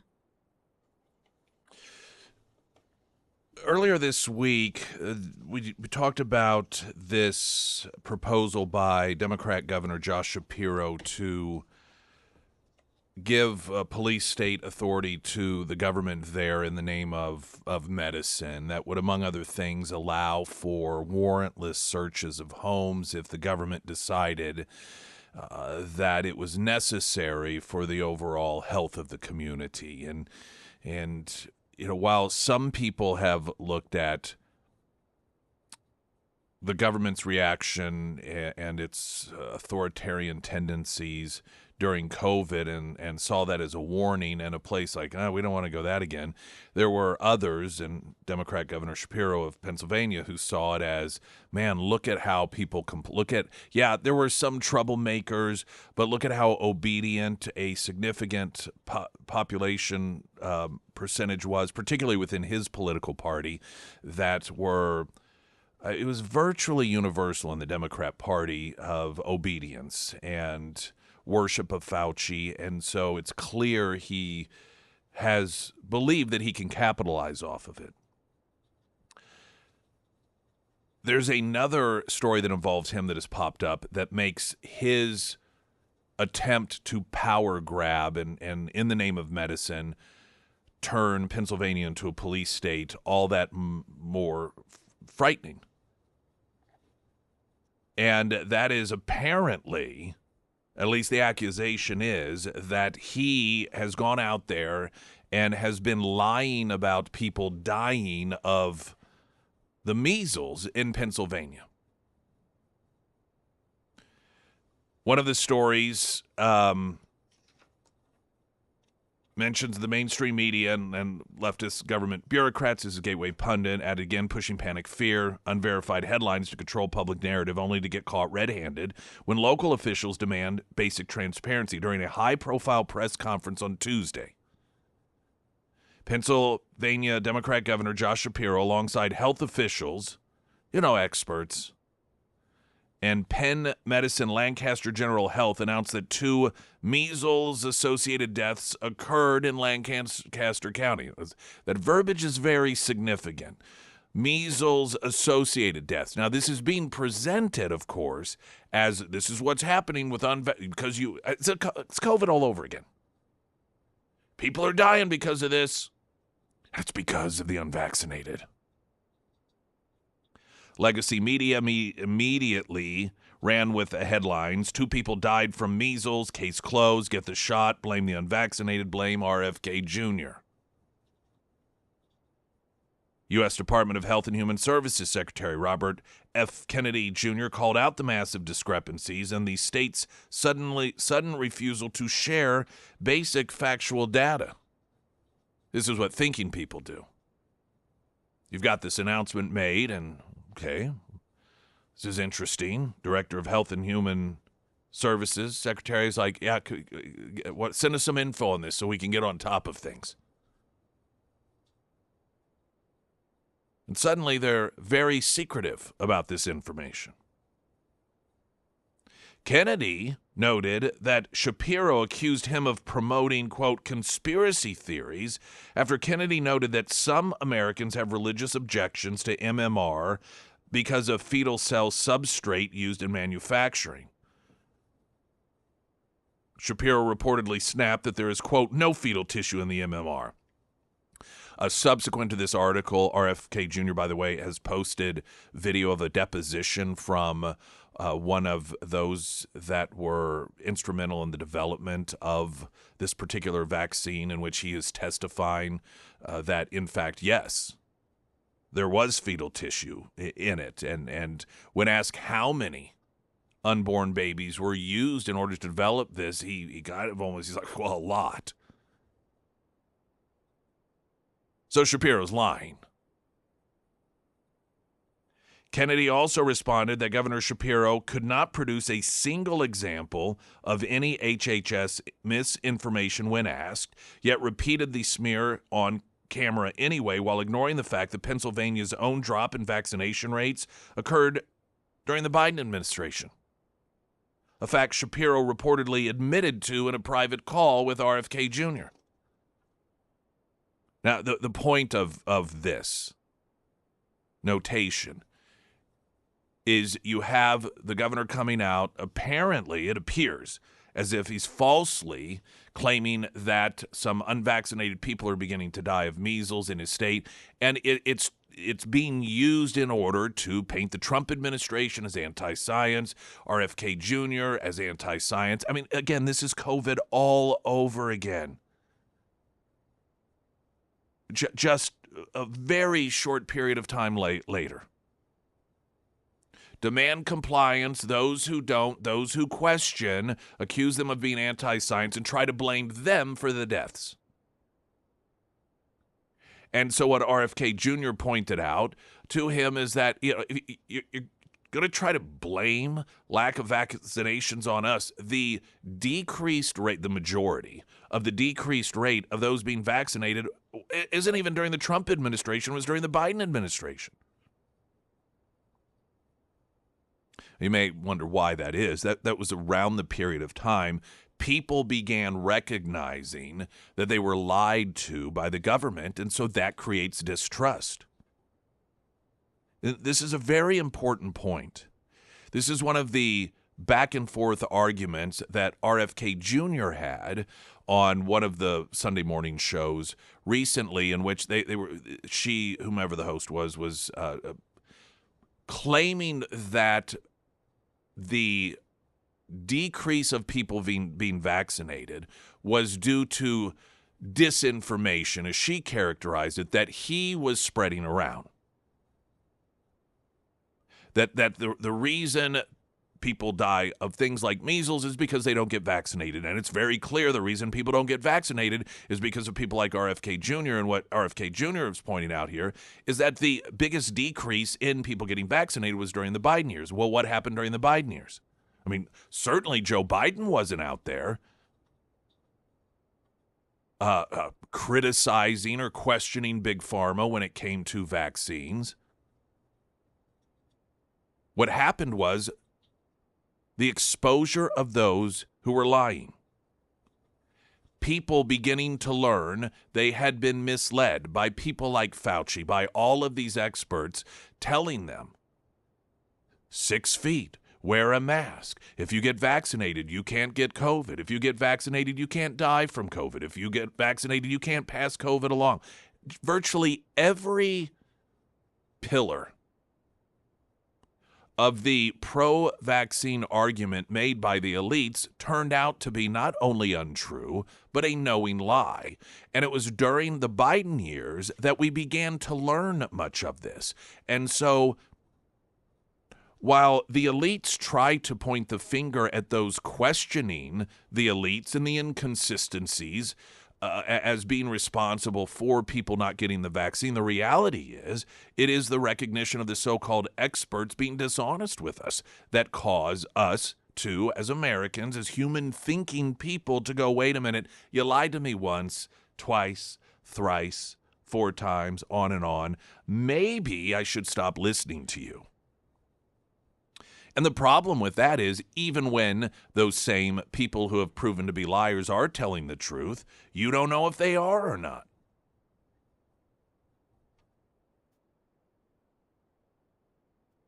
RFK Jr. noted that in his discussion with Shapiro, he said to me, quote, well, we've seen this big drop in vaccination rates in the state from 97 to 92.3%. He admitted on the phone that it all happened during the Biden administration. RFK Jr. noted, since I've been in office, since President Trump's been in office, there's only been a 0.1% diminishment. We're actually restoring faith in the public health agency so people will take our advice, and our advice is that people should get the measles vaccination. There are certain communities, certain religious communities that don't. We don't won't do that, and we want to take care of those kids as well. He noted Mexico has 11 times the amount of measles cases as we do. Canada has 4 times as many measles cases as we do. And Britain has 2 times, twice the amount of measles cases the United States does. And the reason that RFK Jr. is noting these facts is because if you listen to the media, just the mainstream media, you will walk away with the impression that the United States is dealing with this measles outbreak. It's just the United States. And the reason for that measles outbreak is because increasingly people won't get vaccinated under the Trump administration because people like Trump and RFK Jr. are out there spreading fear and doubt in the minds of the American people. Well, every aspect of that is untrue. The vast majority of drop in vaccinations came during the Biden years, and other countries have a much greater, quote, outbreak of measles cases than the United States does.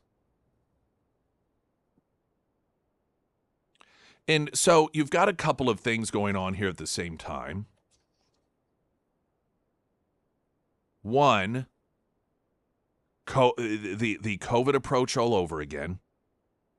Lie about the people who want the truth. Falsely portray people that take a scientific approach as opposed to an obedience approach as being responsible for people dying.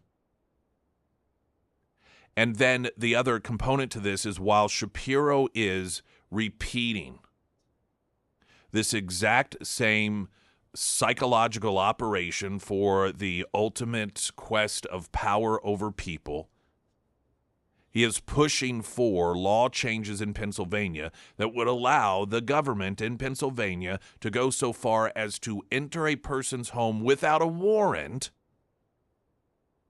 if it was deemed necessary for, quote, medical reasons.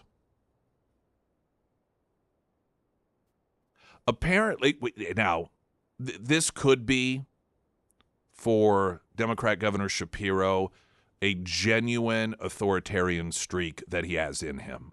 This may be just him. But this also could be a play to get support from people on the left in this country, given he wants to be president, but he's also Jewish. And he knows that in the Democrat Party today, with the severe anti-Semitism that exists, that is going to be an almost non-starter for him. So perhaps he's trying to make up for it by going full-blown authoritarian and saying, listen, I may be a Jew, but look at what a control freak I am. I want the authority to go into people's homes without a warrant if they don't comply with the elite's medical advice. And hoping that desire by people on the left to have authoritarians in charge will override their hatred for Jews. Now, which one is it? Is it a little bit of both? Not sure. None of it, however, is good for citizens.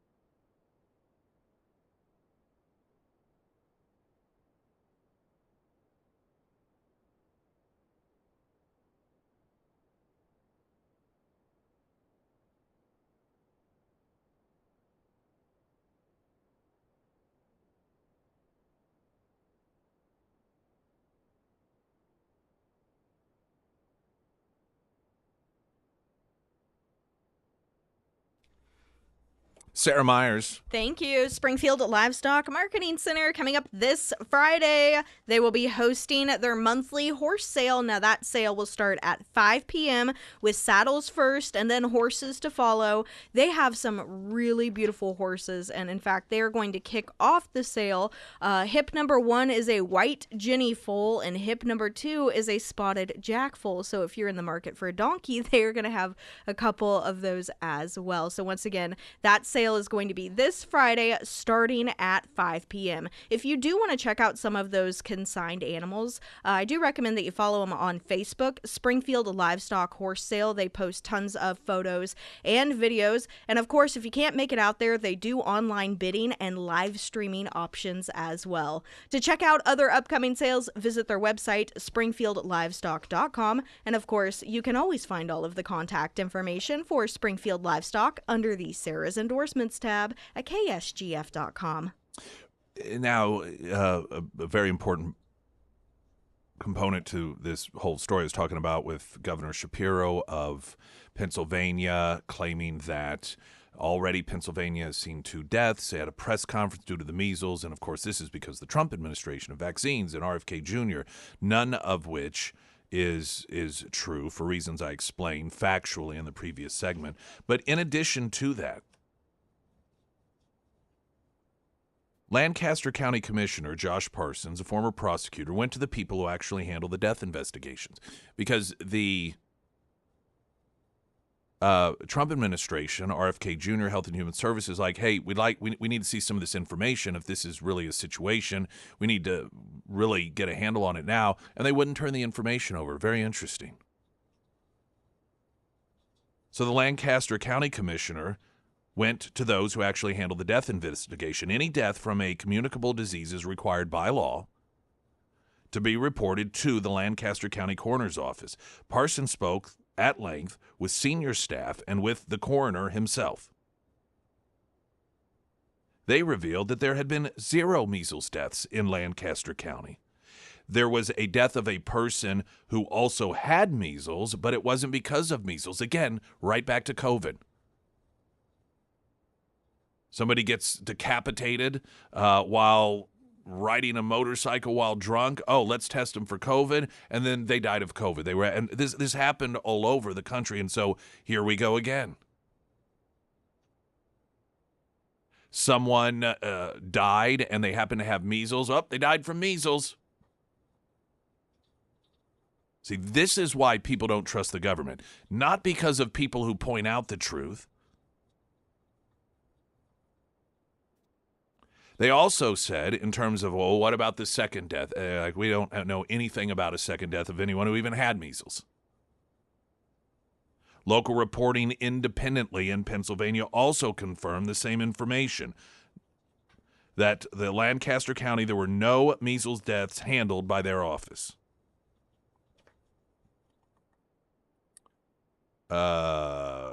Parsons also noted that outreach to Penn Medicine, LGH, the governor's office, and local public safety directors yielded absolutely silence and a total lack of answers.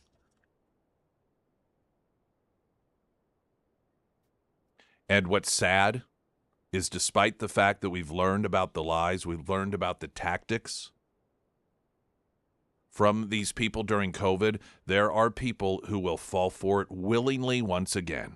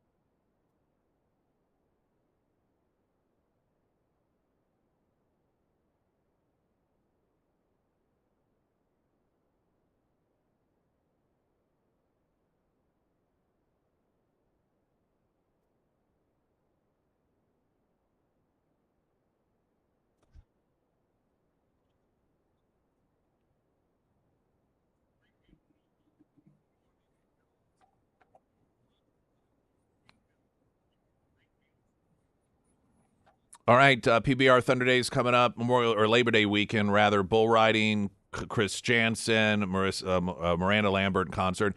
Your chance to win tickets, text the word concert to the Pyramid Roofing Company text line 447 KSGF. See you tomorrow, Scramblers.